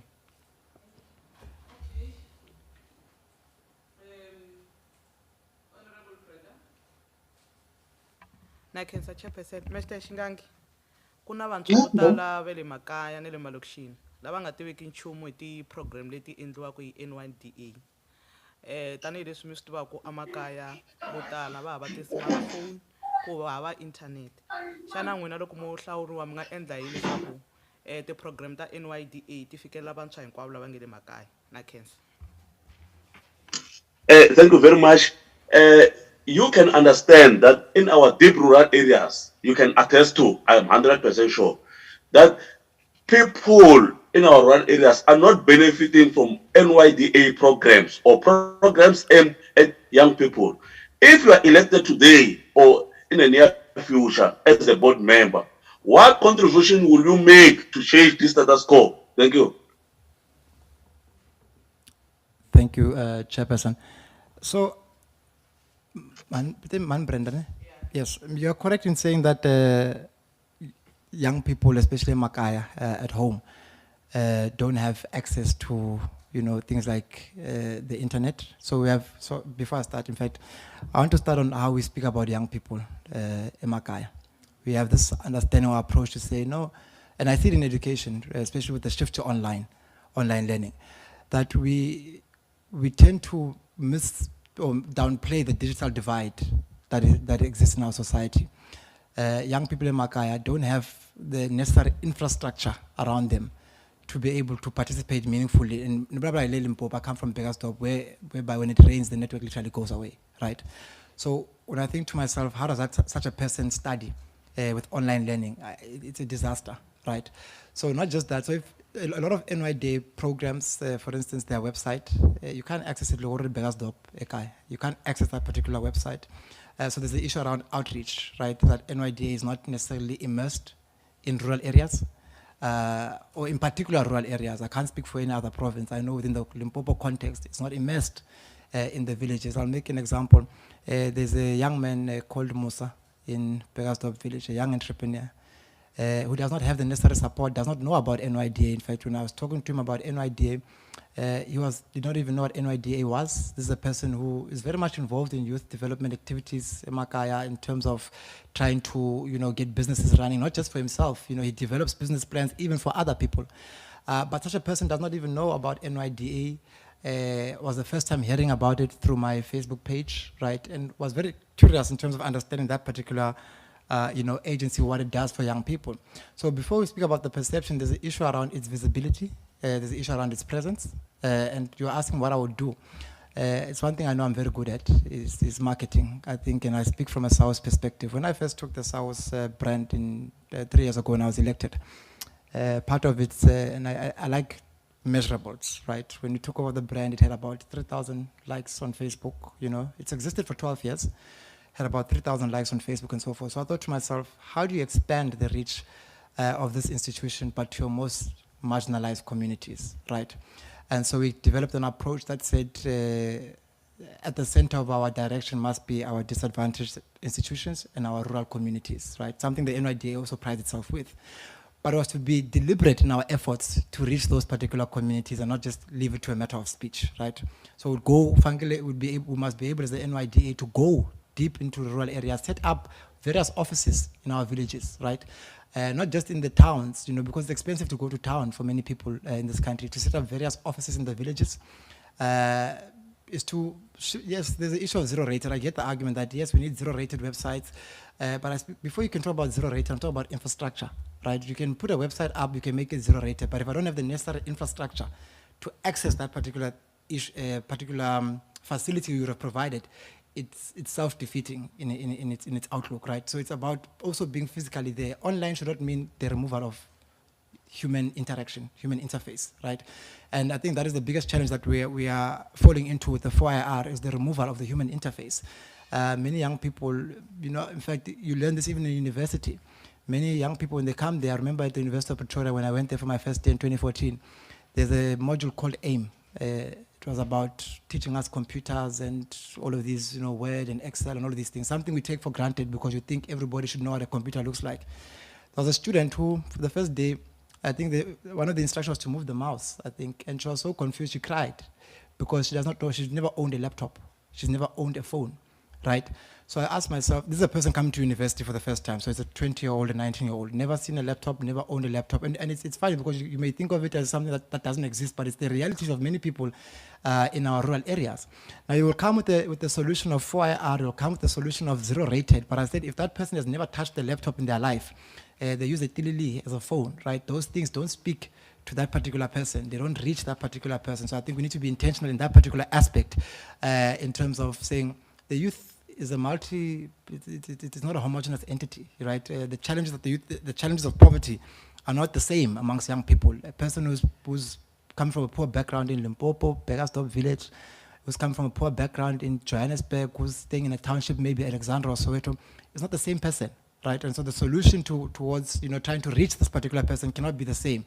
Just because that one is poor, staying in a township in Gauteng, and the person who's poor, staying in a rural area, you have to have a multi-pronged approach in terms of immersing yourself and being embedded in society. And I think that is one of the things we should be able to do as the NYDA. As I finish, thanks, Chair.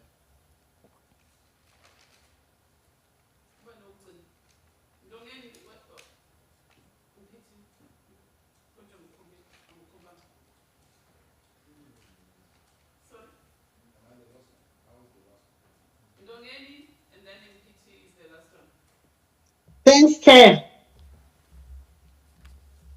Afternoon, Tabo. Afternoon, Ma. Okay, Tabo. The National Development Plan highlighted a need to address political administrative interference, which sometimes cause instability in public services. In your own opinion, what caused political interference in the administration? And can you please explain what is political interference first? And then how can these causes be eliminated? Can you please provide practical examples? The second one, in your own understanding, what are the role and responsibility of NYDA board? Thank you. Tabulela start. Thank you, Chairperson.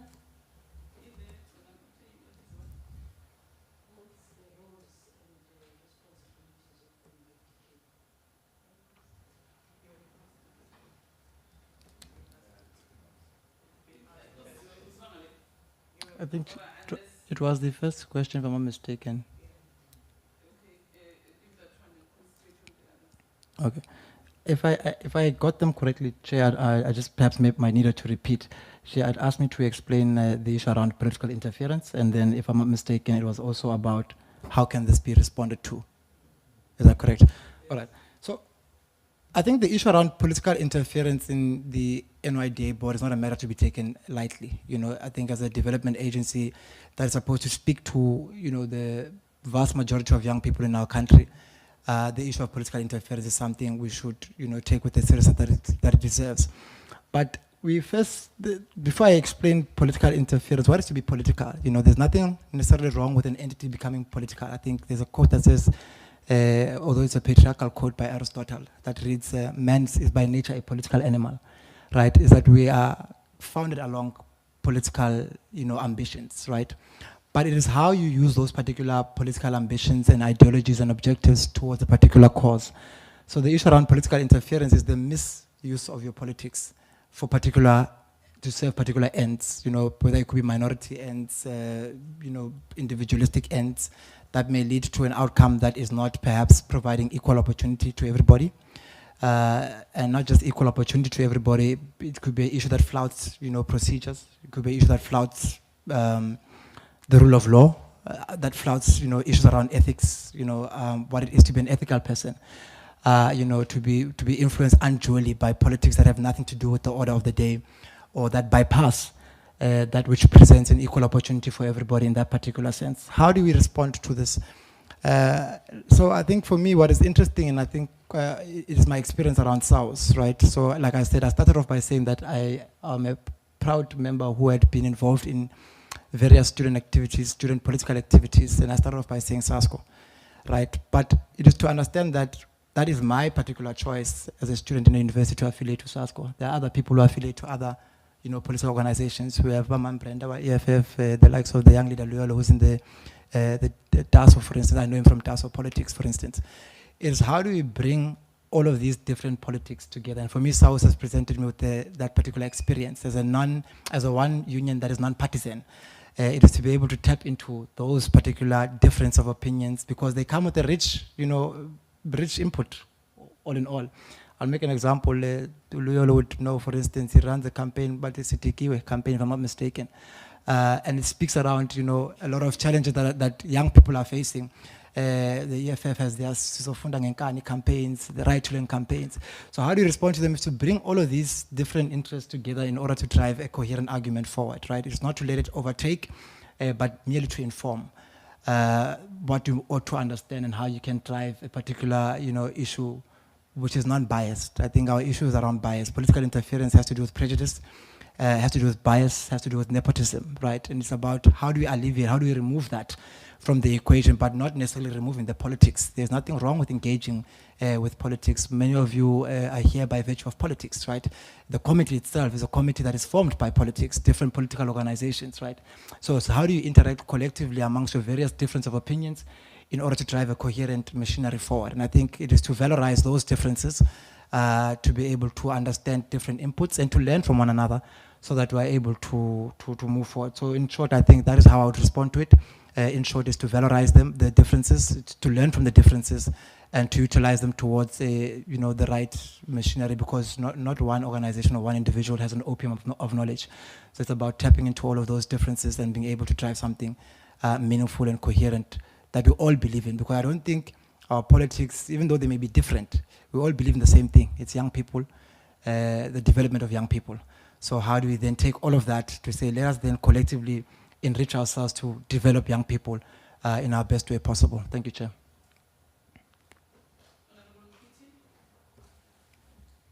Thank Tikam, you, Chair, and thank you so much for your inputs. Made me laugh there a little bit. But you know what? I think your inputs have really been very precise and very clear, and I don't find myself wondering what you're saying because I'm understanding what you're saying. But my question that I want to pose to you is, when you look at the NYDA and you look at the value proposition of the NYDA, and you look at the information that we've heard as honorable members this week, what would you say would be something that you would add should you be on the board? What is unique about you and your own experiences, and obviously all the amazing things that you've achieved in your life, that you think you could add differently to the value proposition of the NYDA for the benefit of young people in this country? I think we all the people that we've seen in this week have really spoken about a variety of different things that they want to see happen. But I'd really like to know from you, when you look at the service of the NYDA, what is it that you are going to add that is really different and unique, and that of course impactful and meaningful to young people?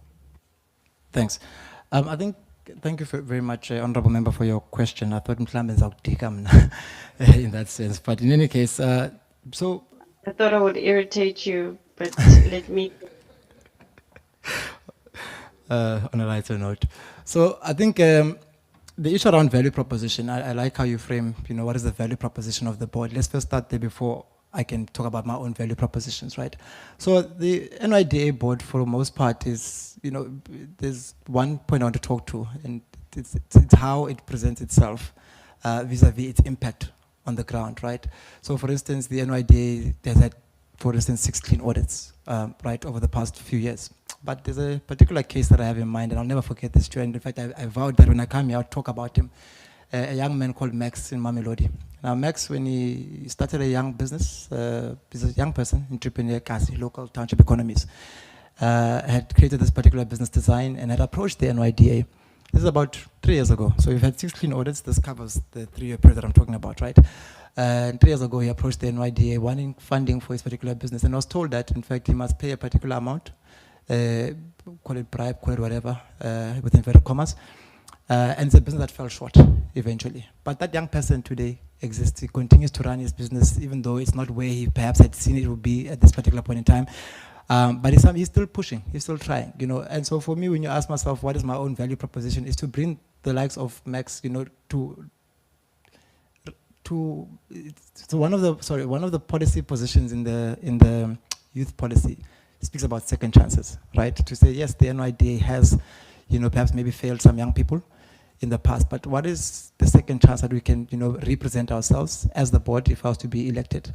To go back to those, to find those stories, to find them on the ground. Well, I'm a person who's immersed on the ground. Both Max and them, in fact, before I forget, also my hair was done by a young man called King Size. He's also a young entrepreneur that approached the NYDA. He did it for free, right? To find those disgruntled people, to say, how do we then bring all of that back in terms of rebranding the institution? I talk about my role in SAWS from a comms perspective. It's really about rebranding the institution so that young people can own the NYDA. And I think it's something I'm very good at in terms of taking it back to where it belongs, which is to the young people. So it's about them owning their structure. It's about them being able to identify with the NYDA, not to just see the NYDA as that mere agency or that agency to, because word of mouth is a very powerful tool, right? So Max, it's not just Max who's disenfranchised, it's how Max then speaks about the NYDA to his other people, right? So I'll be able to bring in those particular stories and assist them in that particular aspect. But more than that, like I said, it's about being able to take the structure back to the people who do not have access to it the most, right? Key starting point in era for me would be Limpopo. I don't want to lie. It would be Limpopo, the village where I come from, to say, what does it mean for a young person coming from Limpopo to be on the board today? How does that then benefit Limpopo, the province? Not to say I'll be biased to Limpopo, the province, but a value proposition to say, okay, we are able to identify, from across the country, across the sector, we are able to identify, it is able to speak to, various needs across society. We tend to focus and pull our issues around numerical arrogance. I was watching on Facebook, many candidates who are coming through. We're Eastern Cape, Eastern Cape, Eastern Cape, Eastern Cape, Eastern Cape. And I was making the joke with my colleagues to say that, no, then I'll focus on Limpopo for that reason alone, to say that it needs to speak, it mustn't be an NYDA that is seen as sectoral, but must spread across the country. And I think that would be one of the value propositions. Second to that is also, I said I come from a university background. Now, university is a microcosm of society, right? It's where we find many brilliant ideas in a university. So to be able to tap into those reservoirs, there are things like in Actus, there are many brilliant ideas. There was a student by the name of Tami Sibeko 5 years ago who had started a idea. He had imagined COVID 5 years ago, in fact, the irony, but could not get the necessary support, the necessary infrastructure. So universities are a space where many young people, in fact, these ideas come from them trying to fund their education.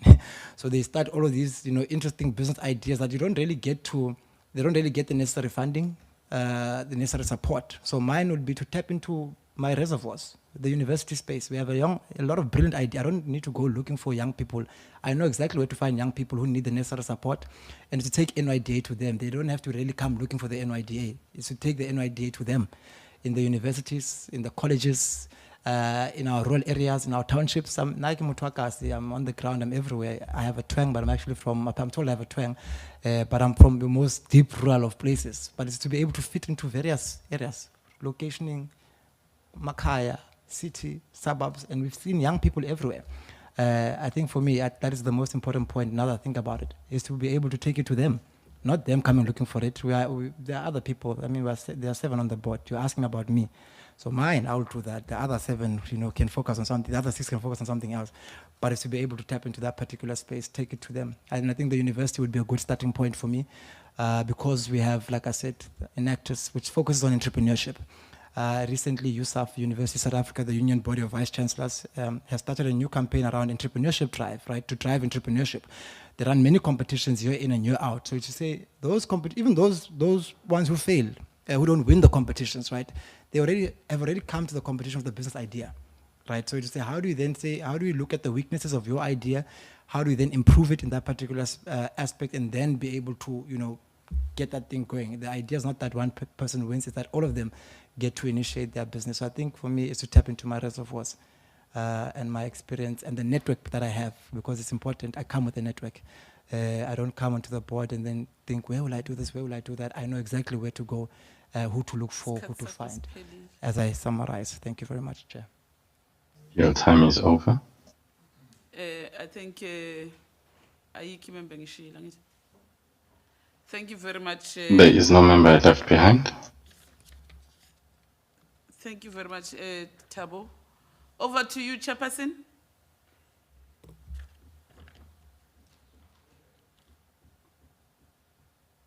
Wait, Pimanj.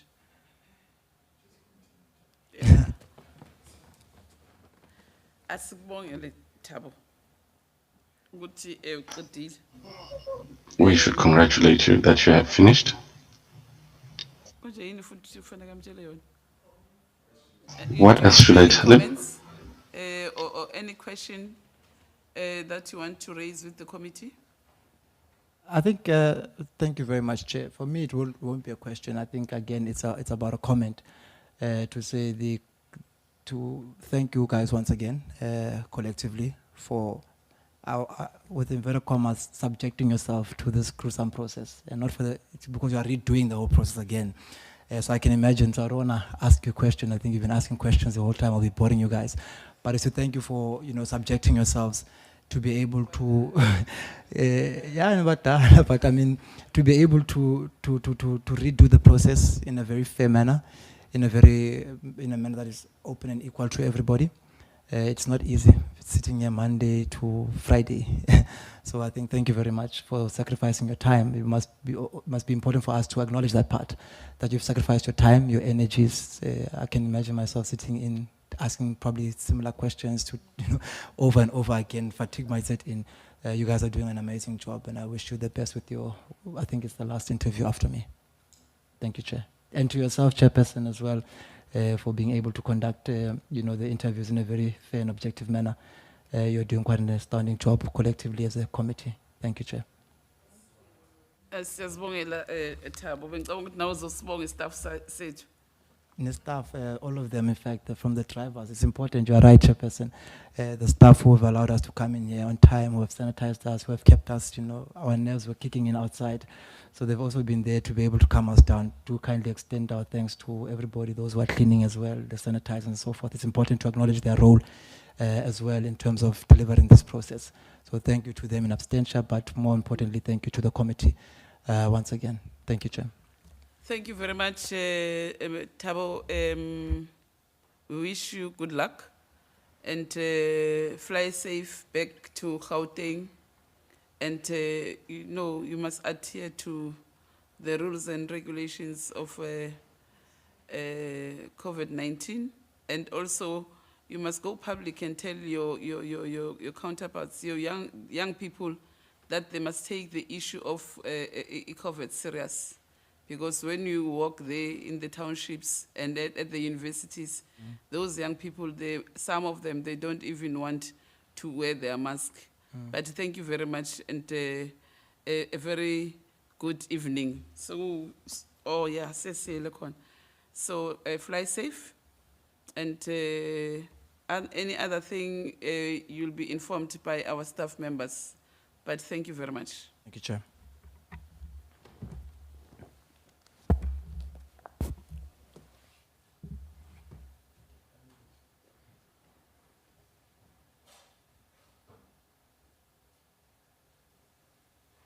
Chairperson, I'm back.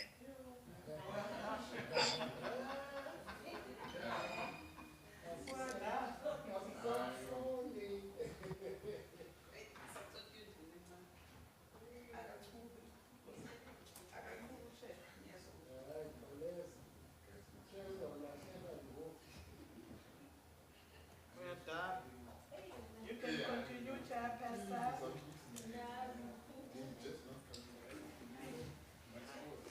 Brilliant young South Africans, ne?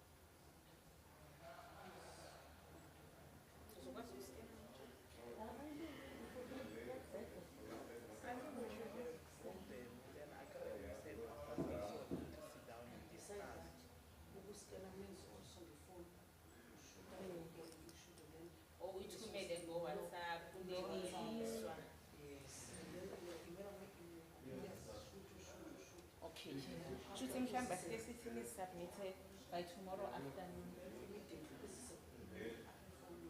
I think I'm going to submit them. Oh. Mine, I'm still going to submit because tomorrow I'll be on the way. That was all submitted. Unless if you are No, I will be home late. No, if you are done, you can submit. I've not yet done it. So you can scan, you can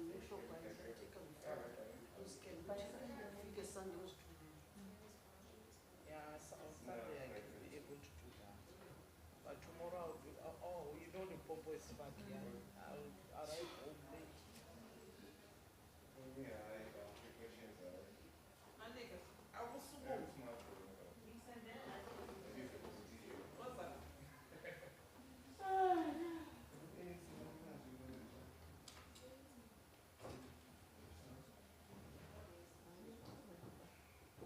Which one? No, it didn't. Hambe, ukimangona wabereke black. Or Kristen Kimolo great beret black.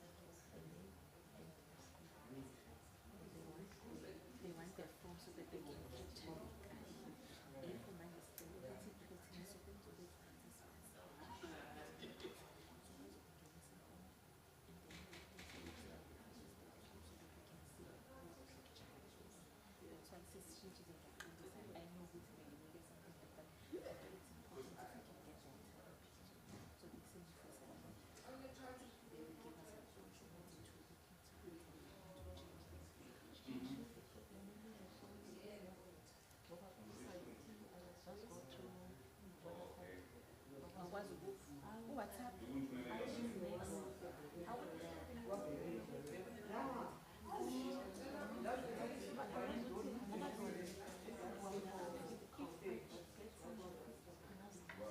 Remember what time tomorrow? You can get your daughter's phone. Use your daughter's phone.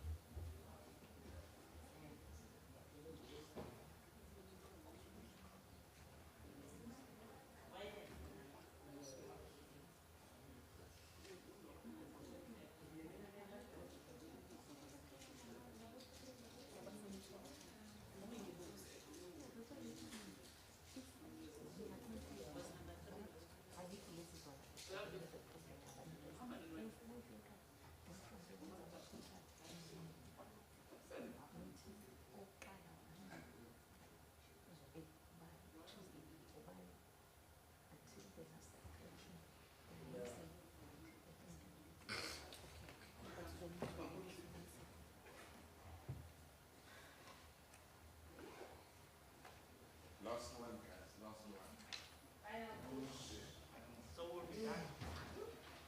Yo, tired.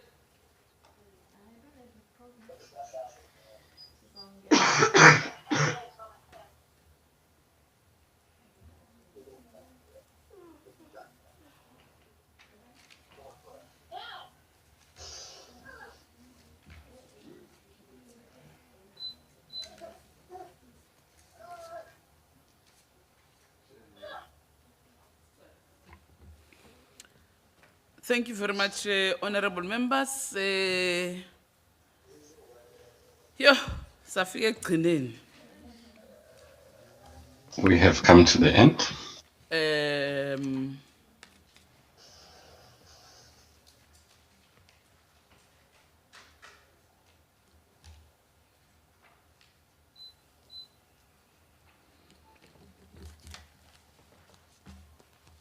Mr. Sikake is our last candidate.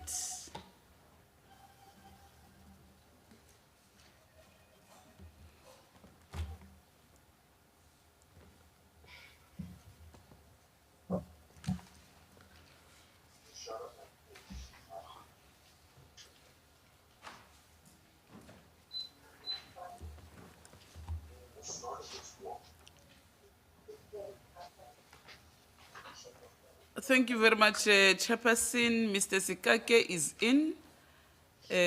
Sifuna ukuthi uhlubule imasisi ba ukuthi uwo or kuzomunye umuntu.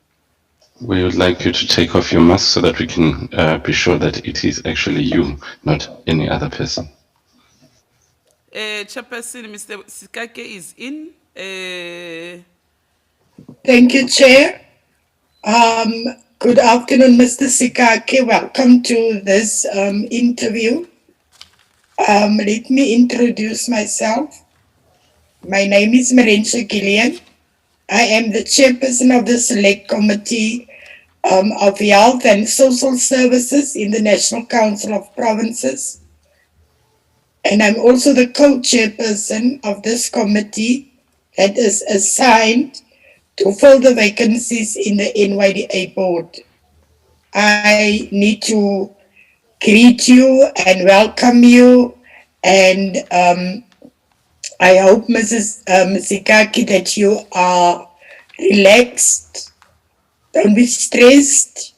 If you are stressed, take a sip of water or look at the beautiful people around you there in the committee room. You are welcome. I will hand over now to the chairperson who's with you in the committee room to introduce herself and the rest of the panel. Thank you, Chair. Thank you very much, Chairperson, Mr. Sikake. Good evening. And you are welcome. We wish you good luck. And uchintshile asakuboni ngoba namhlanje ngathi kuzomunye umuntu nje. You have changed. We can no longer recognize you. It's like today you are a different person. My name is Nonhlanhla Ncobendaba. I'm the chairperson of the Portfolio Committee on Women, Youth and Persons with Disabilities. I'm co-chairing this subcommittee with Honorable Chairperson, Honorable Gillian. So I will now hand over to honorable members to introduce themselves. Over to you, Honorable Masiko.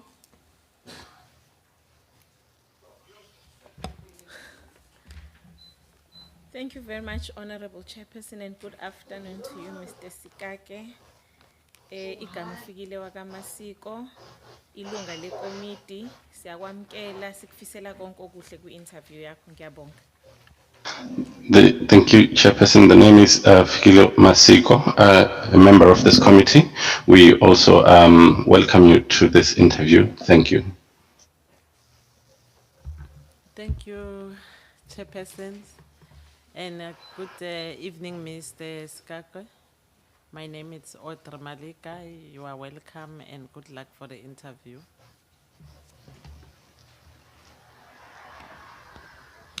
Thank you to the chairpersons. A very warm welcome to you, Mr. Sikake. My name is Louis Olompiti, and I'm wishing you well for this interview.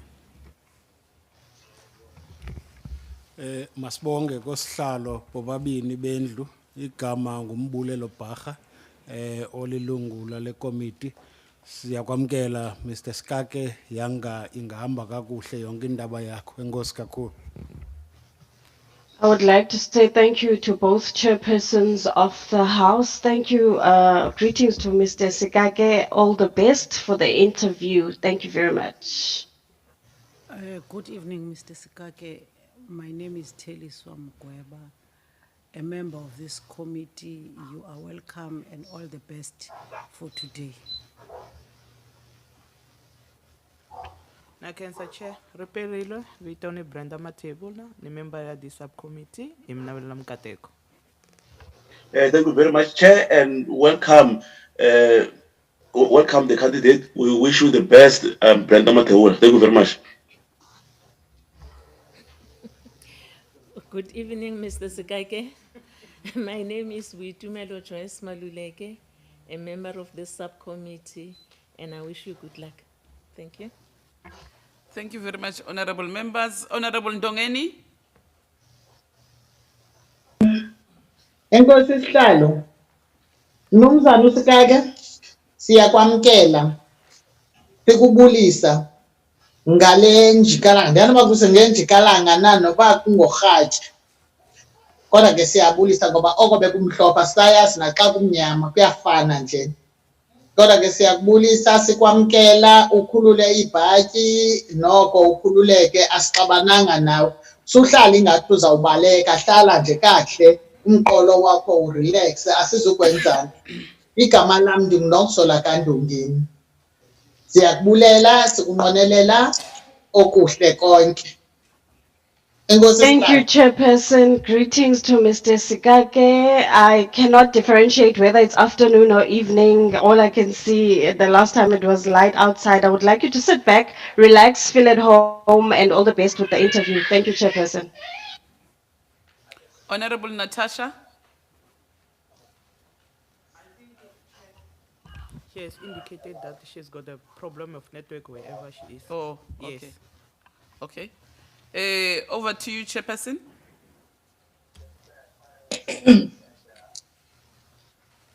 Thank you, Chairperson and honorable members.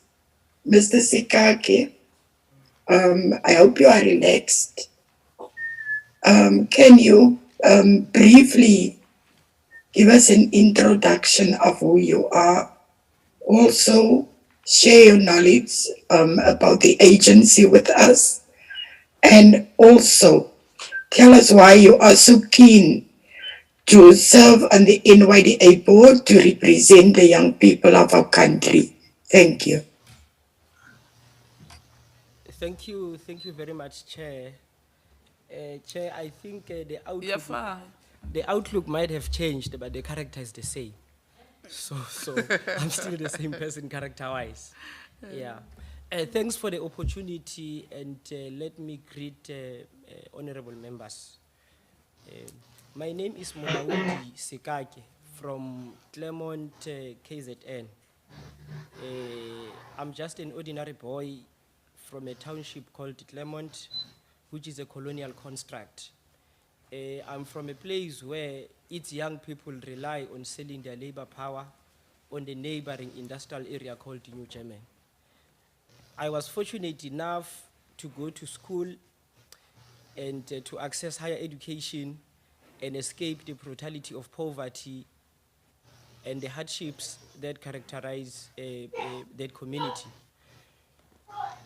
When I went to high school, when I went to the university, I was able to cultivate certain skills which would be key in developing young people. I was involved in the Center for Civil Society. Our work was primarily to research and publish our research outcomes in various platforms. But also we had different campaigns in different communities.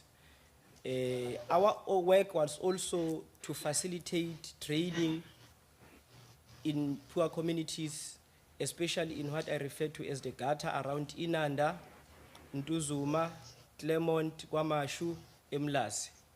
But beyond my involvement with Center for Civil Society, I also participated in various organizations such as Ubuntu Babasha Youth Organization in my own ward, which was primarily concerned about organizing young people to deal with a question of drug abuse, with issues of unemployment, with issues of HIV/AIDS awareness.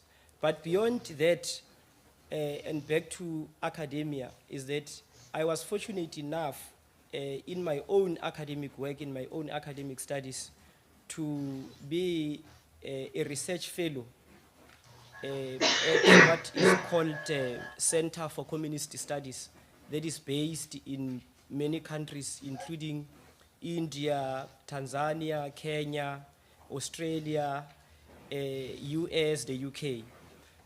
Over and above that, I was able to be appointed as a board member of the scholarly journal called Peace, Land and Bread, which has produced cutting knowledge around ecology, around gender issues, around questions of underdevelopment, especially for the global south. But also beyond that, I've also been involved in various art and literature programs and working with various structures, young people across the country. I can mention a few. There is an uncompromisingly spiritually empowering, Afrocentric. I don't know if I can continue sharing. Mulukwane. Usenzani mara Mulukwane? What are you doing to us, Mr. Mlukwan? Sorry, Mr. Sikake. Okay, it's fine, Chair. So, like some of the groups that I've worked with that are making significant strides in their own fields, such as an uncompromisingly spiritual, empowering Afrocentric jazz band called Ipopolabiko, based in Joburg. I am also working with a clearly anti-capitalist, anti-imperialist, and anti-racist group. It's a hip-hop group based in Cape Town called Sounds of the South. I'm also involved in various book clubs, reading forums across the country. We're also working with young people from Mdantsane who have organized themselves to make meaning of their lives. I am also working on launching my book, which is called The Meditations from the Gutter. I have brought tickets for members, for honorable members. We are launching it on the 3rd of July in Durban at a place called Bed Center, which is a hub of art and literary work. So that is what I've been involved in. And specifically that book speaks about conditions of young, black, working class young people. So basically, that is the long and short of who I am. As a result of all this, I think I am capable and a suitable candidate to serve in the NYDA board because of my research and policy-making capacities, of my activism, and the ability for me to link with young people across the political, cultural, and religious divide. I thank you, Chair. Thank you very much, Mr. Sikake. Chair, he's done.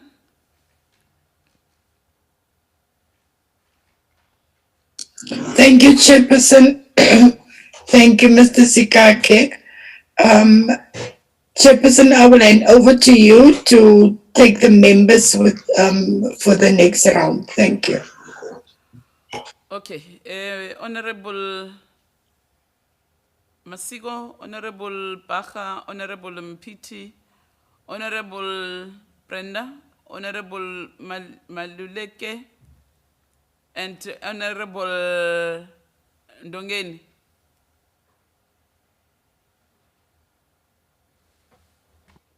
Thank you very much, Honorable Chairperson, and good evening once again, Mr. Sikake, and thank you for the introductory remarks that you have given us. Last week, Sunday, I had an opportunity of listening to your interview that you had in one of the big radio stations in South Africa. And you had mentioned the fact that your origins are actually tracing back to Ematatiel. Now, we've been asking this question over and over again, and I'm going to ask it as well to you because we're hearing different approaches which are quite interesting coming from the young people that have attended this platform. Now, the NDP, Mr. Sikake, actually implores us to leave no one behind. And it encourages us to ensure that young people from rural areas are actually having access to greater opportunities, economically, socially, as well as politically.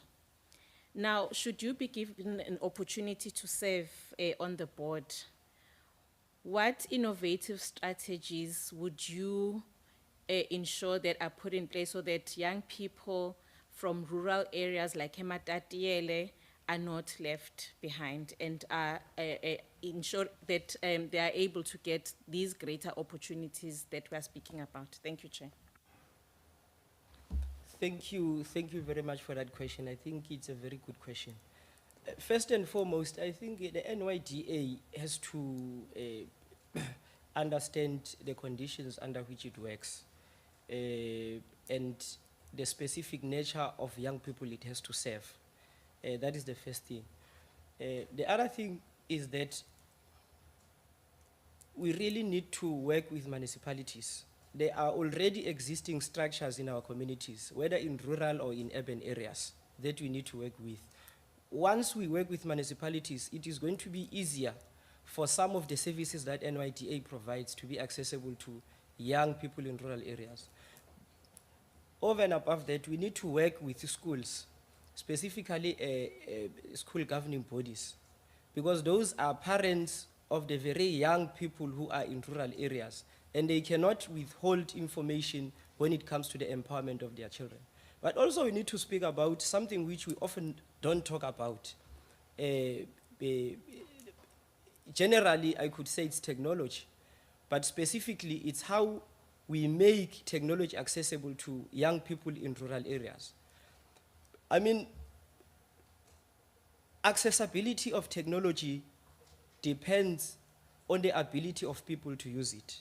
And we know that technology depends on the availability of data.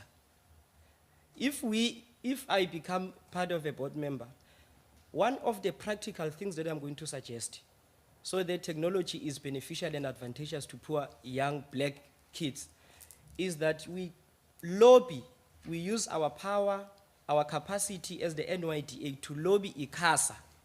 In the first phase of the lockdown, ICASA rolled out broadband spectrum.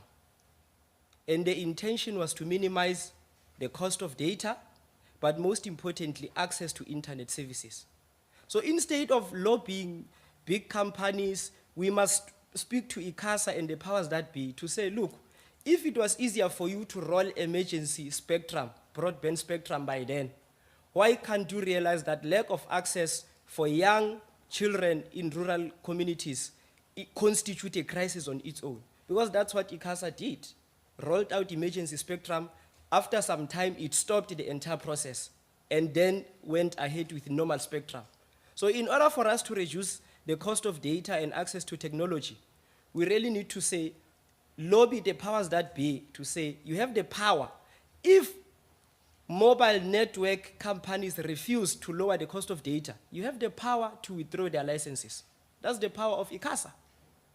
You roll it out. If you roll it out without controlling the price of data, it simply means mobile network operators are going to make profits. And that is the evidence we have before us. If you can go and Google who benefited when the mobile broadband spectrum was rolled out, it's actually mobile network operators, your Vodacom, your network. So you roll it out, but also exercise power in terms of the price of data. So that is what we can do. So those are some of the creative and innovative ways in which we need to reach out to rural. Lastly, this assumption that people in rural areas do not have ideas, it's so dominant, it's so prevalent. People in rural areas have got ideas. First and foremost, and it goes back to the idea of participation, to say, here we are as NYDA, we don't want to empower yourself, no. We want to think, not on your behalf, but with you, as to how we can empower each other in the very community in which you are. So they will come up with specific proposals that are going to be responsive to their concrete conditions. I mean, in some areas, there was a case of this top-down approach to development, where people were built a pool while they required taps for quality and piped water. So that process has to be consultative and it has to be participatory. So we must go to rural communities and understand that people have got ideas on their own, instead of coming with our own assumptions that they are poor and then we have all the solutions that we will help them out. Thanks, Chair. Honorable Bacher. Yeah, thank you, Chairperson. Mine, I think, is more linked to what Honorable Masiko asked you about. But I think for me, I want to link it to the high percentage of unemployed young people at this point, which is more than 70%, so to speak. And the fact that some are at the point of not even having hope in this process that we are embarking on, which means that a board that we come out with from this process is a board that should be able to appeal and deliver to those individuals who have lost hope. Now, what I want to get from you is what would be the key initiatives that you think would assist us in moving forward? Because you see, we can say that we want to appoint a board as if after appointing the board we would have done our job. But you see, we'll have to go back to do oversight in certain areas and we'll be confronted with the same questions that are confronting us at this point. So what would you suggest as proposals that after being appointed into this board, maybe I would be able to do 1, 2, 3, 4, which I think would be able to assist us in delivering to the young people? Thank you, Chairperson. Thank you very much for that wonderful question. And I will be a bit unconventional in answering this question. And I hope my friend, Honorable Mpiti there, won't be offended. Look, there is this reliance on two powerful entities in the country: the labor market and the state, that they are going to solve our problems. The labor market, in a sense that we need access, young people need access to the labor market, to employment, to all those things, fine and fair enough. But what we have realized is that, in actual fact, the labor market carries possibilities, by the way, realities where people are employed but underpaid, where people are overworked, where people are spiritually, emotionally, and psychologically trained. So the labor market is not a panacea. The other thing is that the reliance on the state, that the state will provide grants, the state will open up opportunities and all those things. What I would suggest, and this is a practical solution, is for the NYDA to create self-sufficient communities. And I will qualify what will be the positive implications of these self-sufficient communities. Once you have a self-sufficient community, you are basically assisting or lessening the fiscal burden of the state. And this is important because when you check our debt to GDP ratio, you find that it's very scary. 1. 2, not only South Africa, but countries, the so-called post-colonial countries, are faced with what is called sovereign debt crisis. So when you are faced with a sovereign debt crisis, you will have to make very dangerous trade-offs and choices. Money goes to electricity provision or to water or to health. So it's a question of either or. So in order to solve this problem is to create self-sufficient communities. Self-sufficient communities that are going to provide a clear ethical and moral basis of what it means to exist, instead of a market where people now are exploited and live on antidepressants. You hear people going to work and say, work is very draining as we speak.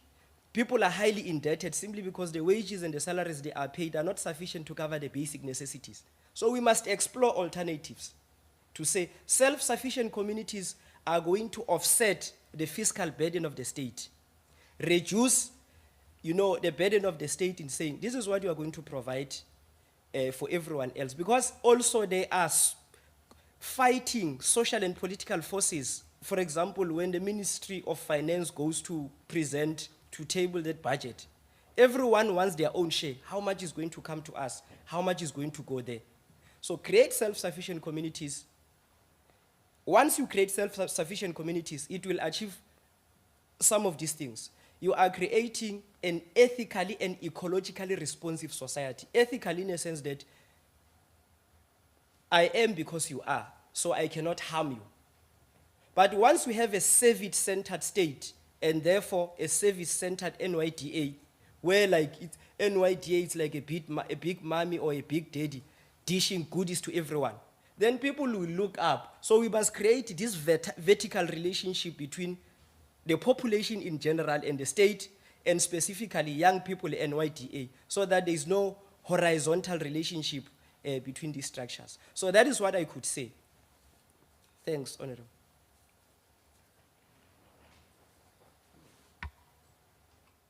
Thank you, chairpersons. You are back, and you know, the last time we had a very robust discussion, yourself and I.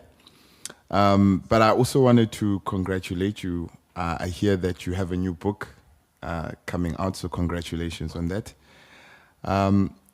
Just two quick questions. The first one is that should you be appointed onto the board, you will obviously have a direct line to the president. And you'll be able to lobby the views that the board might have in terms of how to deal with the question that Honorable Baha has asked, youth unemployment. And so we know some of the initiatives that have been put in place, like the YES program in 2018, which was promised to deliver 1 million jobs for young people, has only delivered 55,000 to date. And so the programs that are being implemented from a government perspective are definitely not, in my view, working. So I would like to know from you, if not the YES program, what?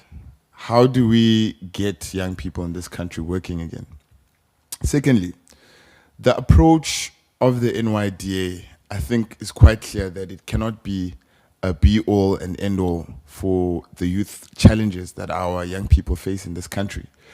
You know, for a variety of things, the budget, etc.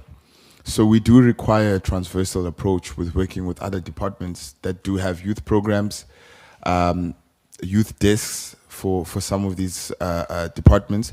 And so I'm interested to find out from you, in what way should that relationship between the NYDA and these departments work?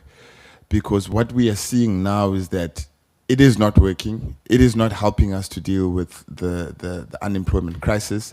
3.3 million young people are unemployed. And so there is a need to reimagine the relationship between the NYDA and the rest of government departments in this country. And so how would you reimagine that relationship, and practically how would it work? Thank you.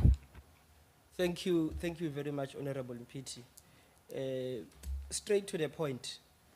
First point of entry when you lobby the powers that be, including the president, is that let's relook at the professional bodies, the so-called professional councils. Because you find that the so-called, unemployed graduates are actually people who have finished up their courses. What they only need is to practice their profession. But the reality of the matter is that professional bodies are the biggest elephant in the room.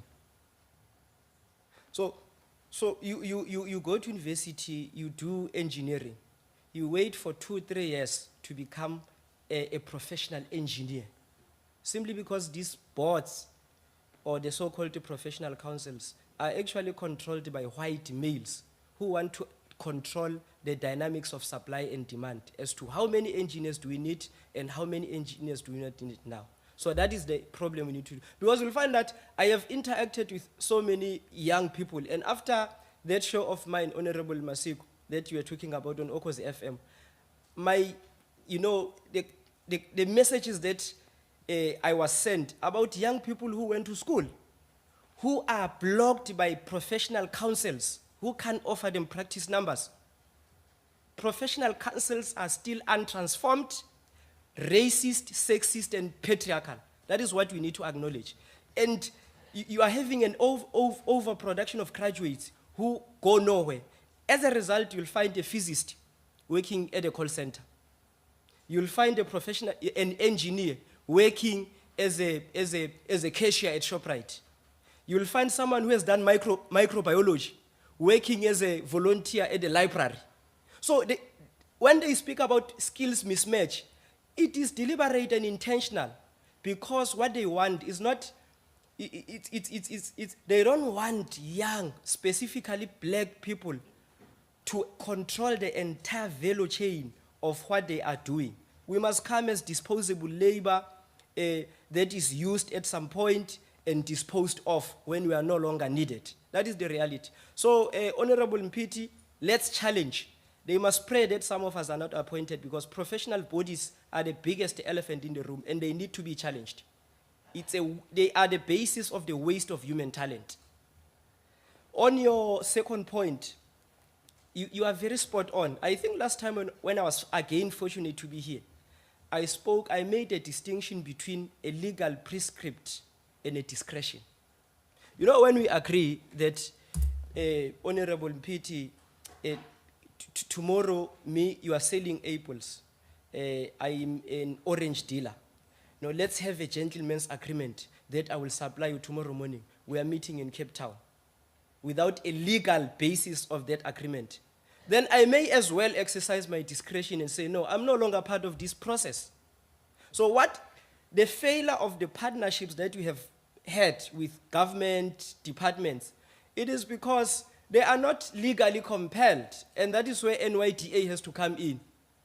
Because it has been operating on the basis of the minister's discretion, DG's discretion, so and so's discretion. So let's move away. And you are so spot on. Some of the programs, including Yes.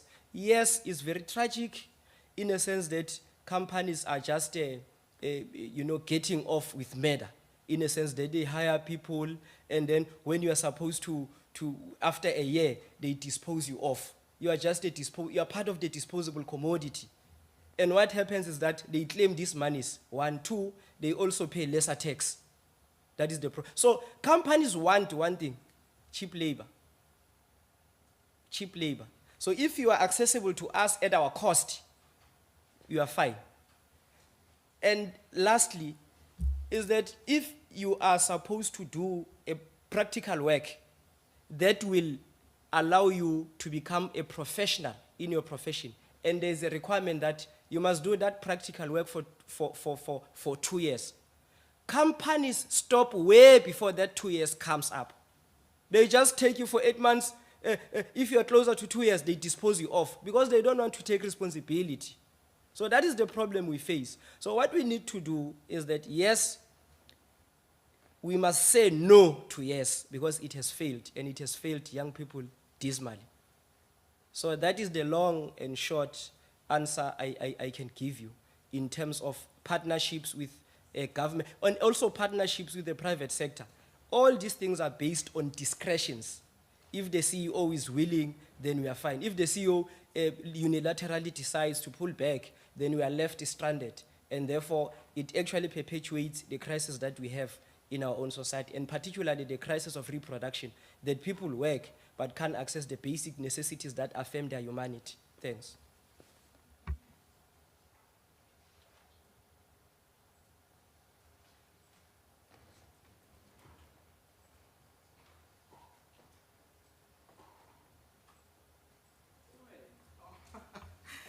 Thank you very much, Chairperson.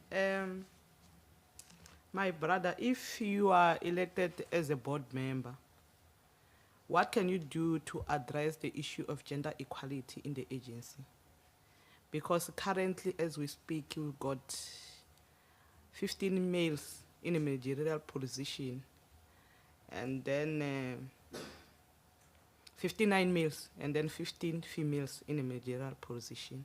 So if you are elected, what can you do to address this issue? Thank you. I think honorable members are having a package of good questions, and I appreciate. First and foremost, we need to dismantle a particular myth that there are only 2 genders and 2 sexualities that exist in the world. That it's only cis heterosexual male and cis heterosexual women. That is the binary. We need to dismantle the binary of you are either male or female. And that addresses the question of inclusivity, that if we want to be inclusive in our own development trajectory, we need to recognize this. The problem about binaries is that if you are not this or that, then you are not human enough. You can't make political, cultural, social, and economic claims because you are nothing. And that is why we have seen, you know, the killing of queer bodies. That is why we have seen the killing of gays and lesbians. It is because these are cultural and philosophical markers that underpin our behavior towards other people. So once you are marked as not this or that, then you exist outside of, you know, the zone of belonging. Once you exist outside of the zone of belonging, then you are justified to be violated. That is the problem. So all these bodies that are violated, it is because there is a dominant belief that they are not human beings proper, so to speak. So they just people who are a disturbance, they are an anomaly to society. So if we really want to, NYDA, and this is, Chair, is the limitation of the NYDA Act, which we have to work on. It lacks an intersectional approach. NYDA must come out very clearly and say, uncompromisingly, we need an intersectional approach. An approach that is going to recognize that there are people with different sexualities that we need not only to prioritize because we are not doing them a favor. They are human beings like anyone else. That is what we need to do. Lastly, you know, when we talk about these things, we also forget the economic implications, the gender pay gap. If we say we hold the powers that be, we hold the private sector to account to say, look, these are the evidence-based propositions. Women, specifically black women, are paid way less than their male counterparts and their white women counterparts specifically. So we need to be able, so it goes back to what Honorable Mpiti spoke about, to say we need to shift away from discretionary approaches to legal prescripts that should underpin how we conceive our relations with one another and how we understand the entire notion of inclusivity and the entire process of development. Lastly, Chair, that process, you know what it will create? It will create a human being that is not only an economic one, a human being that is spiritually, psychologically, and sexually empowered, because we exist as a complex. So if you satisfy one aspect of our existence, which is economic, and you don't satisfy the spiritual, then you are not a human being enough. So that is how we need to approach the entire process and to understand it so that it underpins our own development. The Act must come out clearly, intersectional. It must not beat about the bush and put it as a one-liner. Thanks.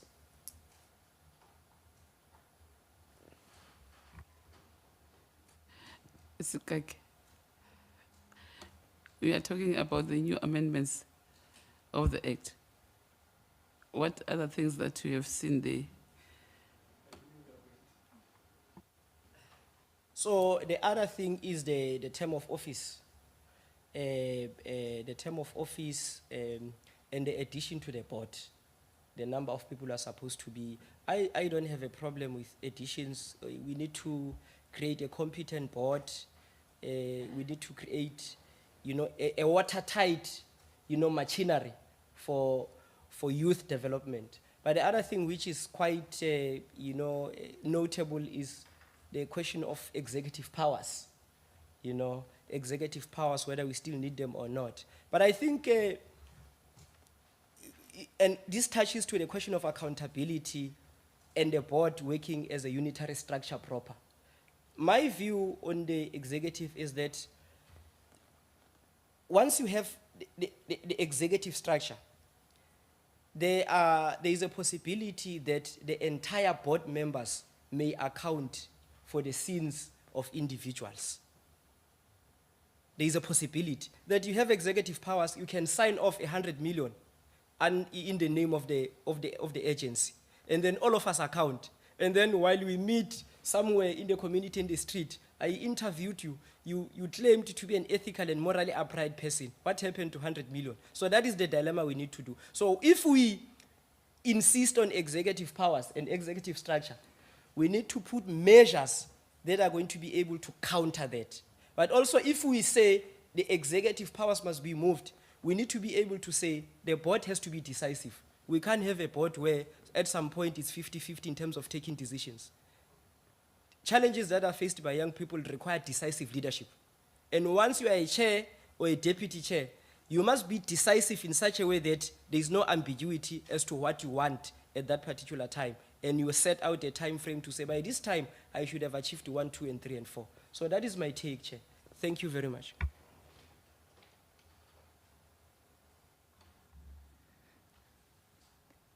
I was tempted to ask Mr.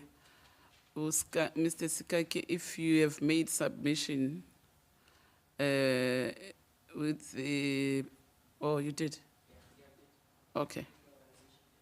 Okay. Honorable Maluleke. Thank you very much, Honorable Chairperson. Mr. Sikake, our country is faced with a difficult situation where our economy is not growing.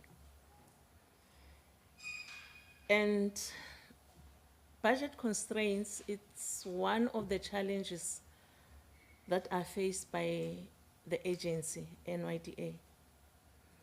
If you are given a chance to be a board member, what can you do to ensure that this constraint is offset and you give hope to the young people of South Africa? But then when you are talking about maybe offsetting that challenge of budget constraints, at the end, can you just give us what is it that you are going to do to ensure that the agency adhere to the principles of good governance? Thank you, Chair. Okay. Sikake, may you please come forward a little bit because Okay. People are complaining that they can't hear you properly. Oh, okay, no, I apologize, Chair. Let me start with the last question. There are certain key principles to ensure good governance in any organization, not only in the NYDA. You know, principles of accountability, that whoever is appointed has to account. It's not one board member accounting to another board member, because there could be a group of people who had developed relations to a point where they undermine the organizational imperatives. So the accountability to your constituency, the constituency that you're supposed to serve. But also accountability is not an end in itself. It's as good as that. So the board has to be very responsive to the conditions of young people. We must, make sure that we respond to the plight of young people, the aspirations of young people, and we understand their conditions. That is the only way we can be able to be responsive, is by understanding their conditions. The other thing is transparency when it comes to not only financial issues, transparency of,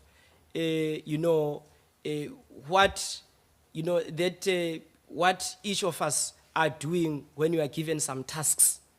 What is it that we were supposed to have done that we did not do?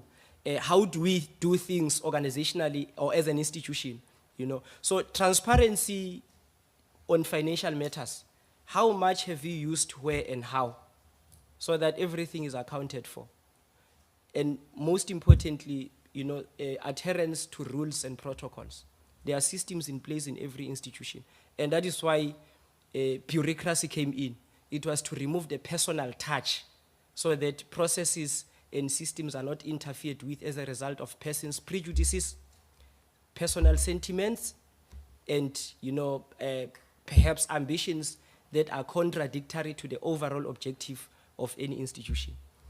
On the first question, I think what we need to do is to, again, last time when I was here, I emphasized the idea of we need to ask ourselves, why is our industrial policy action plan failing?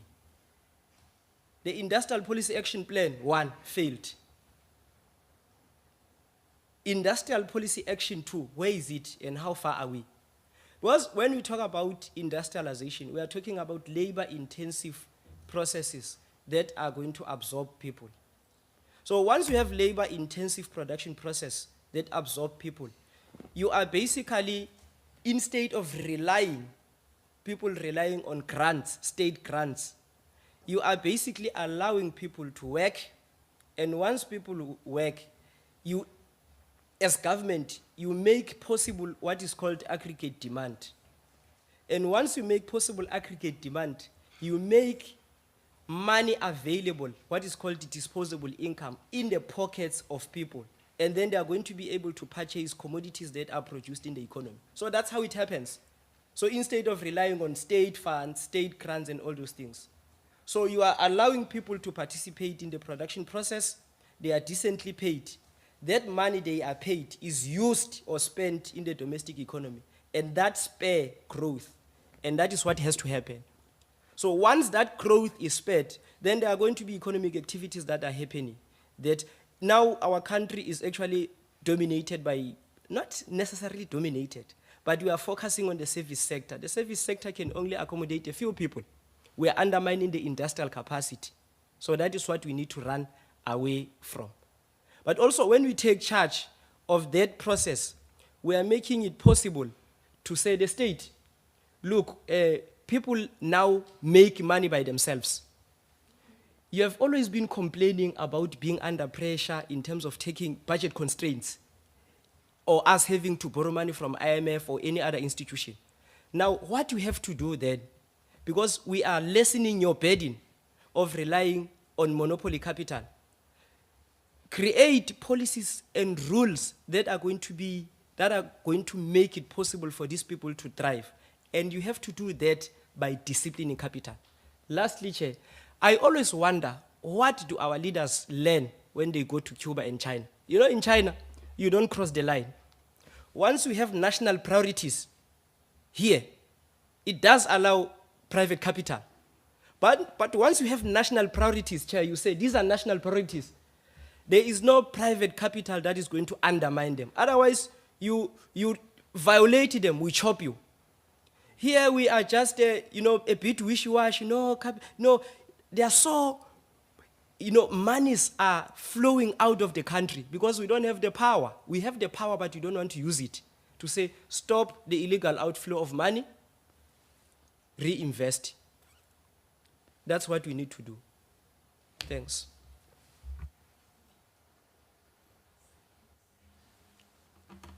Ulandela bani? Who's next? Uzowisana. Mandela wena nokuzola ne? Yebo. Yeah, sicela ukukhuluma. Okay, Ask that you proceed. Jabulela Stan. Mnumzana uSikakane.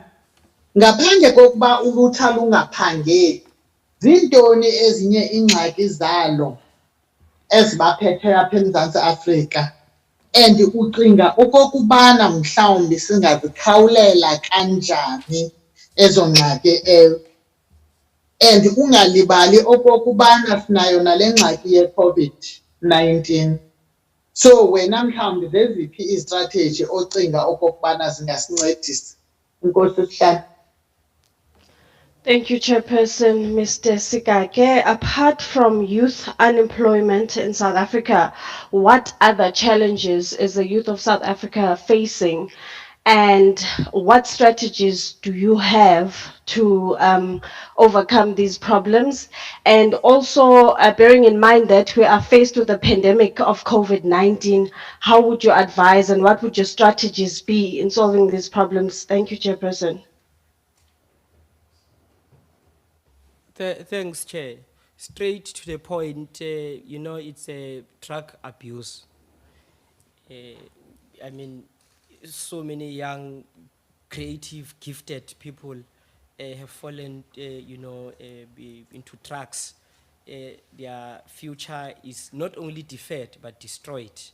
You find you have gone to school with someone, laphe ilaleni kuthiwa njengoba ngiyisukele eClermont bemkhomba bethi hey, this guy was sharp at school, ubehlakaniphile, and then you ask yourself what happened, you know.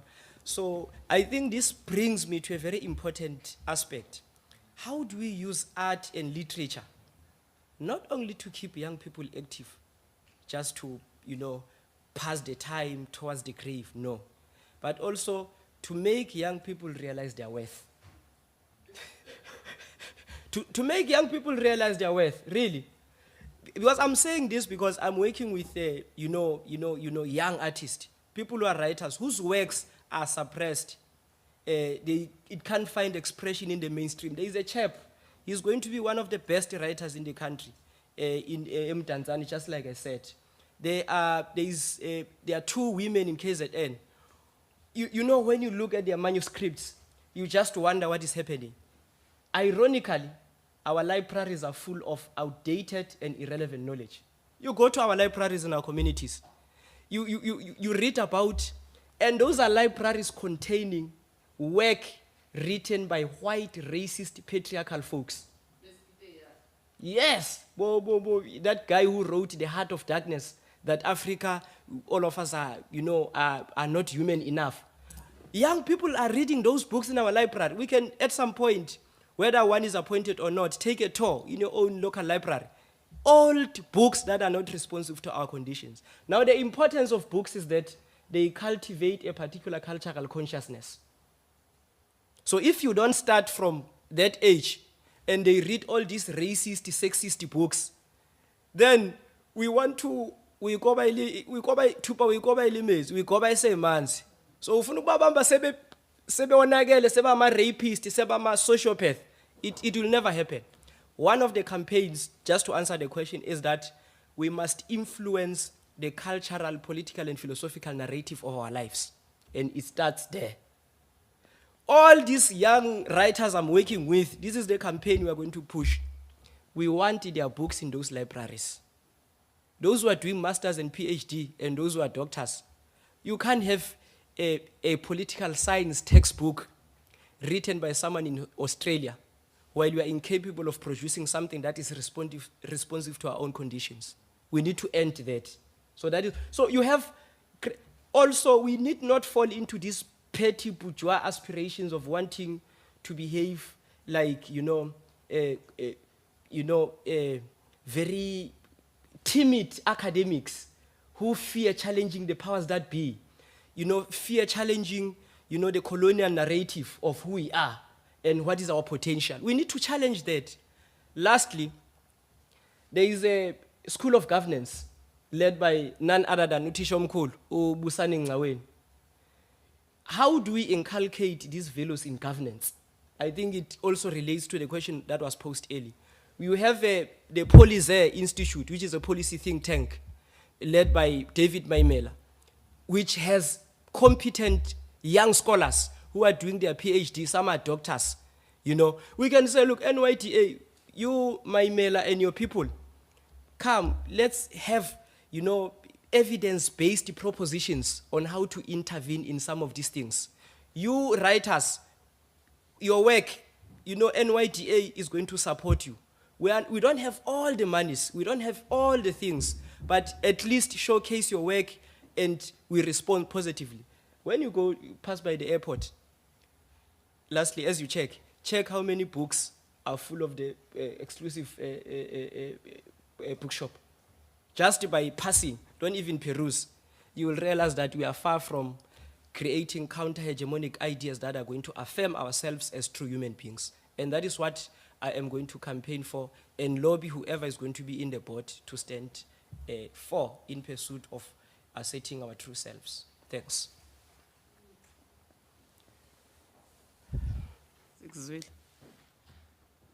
We heard you.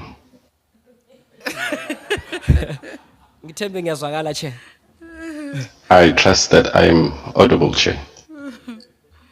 Yeah, asazi ukuthi bengasaboni ukuthi basa-complaina, ngicabanga ukuthi bakuzwile. Ngoba I don't see them complaining, so I think they heard you.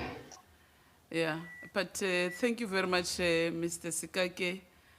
I'm sure you've been watching all these days.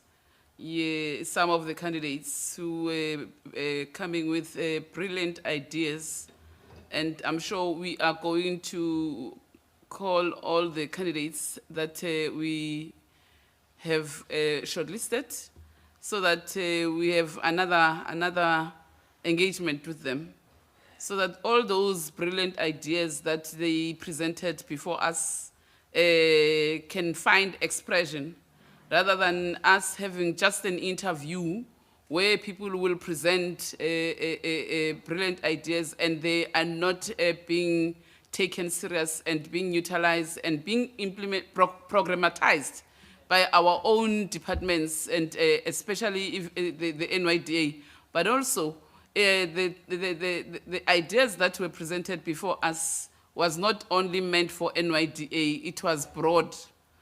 So as the portfolio committee, I think our staff members have captured most of those ideas, and we have already discussed with some of the honorable members that I think we are going to take all those brilliant ideas, so that even before our departments, they go to plan for 2020, it's 2022, ne? 2022, 2023 APPs and strategic plan, those brilliant ideas, they find expression in terms of mainstreaming of young people ideas and priorities. So we are still going to call all those candidates. Even on social media, we are watching social media very closely. Some of the members, even if people, they criticize our honorable members, whether it's negatively or what, it's okay. You know, in the morning, one of the young people was saying, what is wrong with the chairperson today? She looks exhausted. But we were fine. Whatever criticism that we are getting there, we were fine. Others were busy with honoring PT, and others, but we were scared of you. We're not scared of you. We're engaging you. But what is it that honorable members must do so that we can be seen as if we are not scared of you? But it's not about being afraid or scared of you, but it's about us as honorable members listening to you attentively. Oguti, what are you saying, and what is it that we need? Because there are other things that we are looking at as honorable members. Some of the candidates, you can see if this one, we are shonje, ngomlomo, lentole. But in terms of practicing it, so there are many things that we are looking at in these interviews. But so we've been reading, and honorable members are sending me all these comments from the social media. Others are commenting, it's fine, it's good, you know, because all of you, when you come here, you mobilize your young people out there. So, but it's good, you know, it's young people. What can we say? But thank you very much, Honorable Mr. Sikake, that you have. Tembe wangithusa nawe manje yini? Why are you scaring me now? What's wrong? Hawu, sekumangele ukuthi nangu umuntu sokungena indoda engayazi. I'm shocked that there's a man coming through the door. Hawu, siyabonga kakhulu ukuthi uzile, sikubizile for i-interview. You never said, I'm no longer coming or whatever. But thank you very much. Over to you, Chair, but I think the Chair will now take over so that she can say something to you. Over to you, Chairperson. Thank you, Chairperson, and thank you, Mr. Sikake. Chairperson, you know, I think I can take another 30 young people after listening to this young man with his pretty smile and his red jacket. Ufuna abanye abantu abawu-30, ufuna usevethi, uzobenza wedwa. We are going to have, Chair, we are going to have a joint a meeting whereby we are going to call all most of these candidates, and even those that are busy on social media, we'll invite them so that they can Yes. come and express their views to the both portfolio committees. The portfolio committee and our select committee will apply to Parliament so that we can invite them, so that we hear from young people, you know, because sometimes thinking on their behalf, as Mr. Sikake was saying when he was responding to one of the questions of rural areas. So I think we are going to invite all of them so that we can Yes. hear. It's not going to be a Yes. talk show. We are implementers. Yes. We are practical, and we do theory and practical. So we are going to do that. Yes, Chairperson, I fully support that one, because then it will also be a more friendly environment for the young people. Because today and throughout the week we saw some stressful images. But if we are planning this joint in Daba for the youth, it will be a very friendly environment. And I think we will get more innovative ideas. But I want to thank Mr. Sikake for honoring your invitation. It was good to have you back in this before this panel, and you didn't disappoint me. But do you have any question for the panel? I don't have any questions. It's just I didn't have the opportunity to watch because I'm busy towards the launch of my book. So unfortunately, I didn't, but I heard that there were brilliant cats over here. Some, I know most of them. You know, I think 55%, you know, we are buddies, we meet in different spheres of life, you know, yeah. So it was truly amazing, and I was like grateful to be part of the entire process. And whoever is going to be appointed, perhaps as a guiding philosophy, is that people don't care how much you know until they know how much you care. Thanks. Thank you very much. Let me take the opportunity then to wish you well, and good luck with all your future endeavors and all that brilliant ideas that you have put forward. And I know you will enjoy Cape Town tonight, whether it's raining or not. I know that. So enjoy Cape Town, and good luck. You are excused. Thank you. Maybe before he leaves, Chair, one of the young people out there in social media wrote in those social media platforms that during your launch of your book, you must invite honorable members. So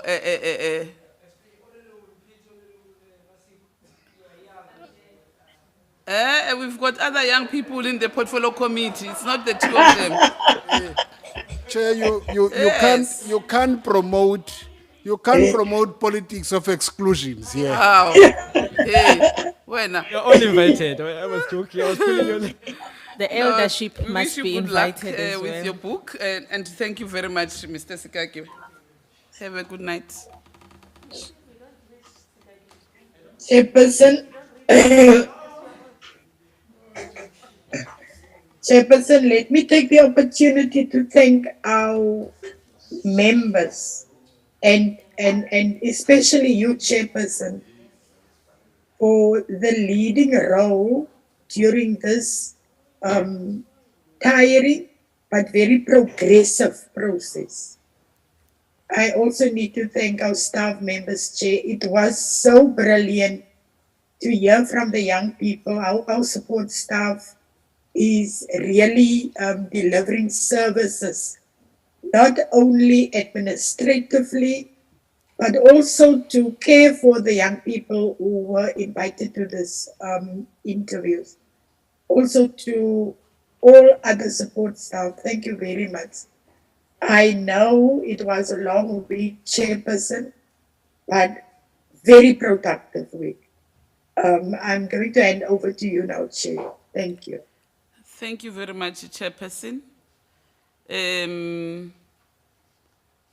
Ayikho into engifuna ukuyisho yazi ngaphandle kokuthi nje sikhathele ne. But I also want to express my greatest appreciation to our staff members. Nomvula, I meant what I said, that our staff members, they deserve a bonus. Since we started this project, they ensured that everything is in order, starting from the advert up until today. I also want to thank Dr. Tembe and Mr. Njikela for being part of our interviews and for being part of this process from its inception up until now. And thank you very much. And yourselves, you deserve a bonus because also you are employees of Parliament. So I hope that your principals are watching, and they must please not frustrate you when you are claiming your overtime, because you've been with us since day one up until today. And thank you very much to young people out there who've been commenting about us. No hard feelings. We are used to that, whether it's negative or positive. Thank you very, very much for making us to be on our toes. And the writings that you write about us, the messages that you are writing about us is fine. Thank you very much. It's constructive criticism. And thank you. Keep supporting us. All viewers who've been watching these processes from day one up until today. Thank you very much. And next week, we'll be continuing with our deliberations. If you get ekugcineni. And then those who will be successful will be representing the young people of South Africa. And even those who won't be successful, they'll be also representing young people of South Africa. And they can also be utilized in other, whether it's administration or so on, also. Because it's not that if you are not being selected or recommended or appointed by the president to serve in the board, sekuphelile ngawe. There is still administration where some of your skills are needed there, especially because NYDA this time, most of their executive posts are vacant, and we'll try our level best that by end of July, the board is being appointed by the president. And thank you very much, honorable members, and have a good evening. Siyabonga. Thank you. Oh, nabantu abadala basemakhaya basibukele sibonga kakhulu ukuthi siyababona nabo bayabhala bayasitshela ukuthi yini ngathi umember Mgweba or umember umaluleke ulele of wenzani bayasibhalela nabo abantu abadala siyabonga kakhulu isupport yabo. Thank you very much. Nisale kahle. Thank you, Chair. Thank you, Ndangeni, Chair. Thank you. Thank you.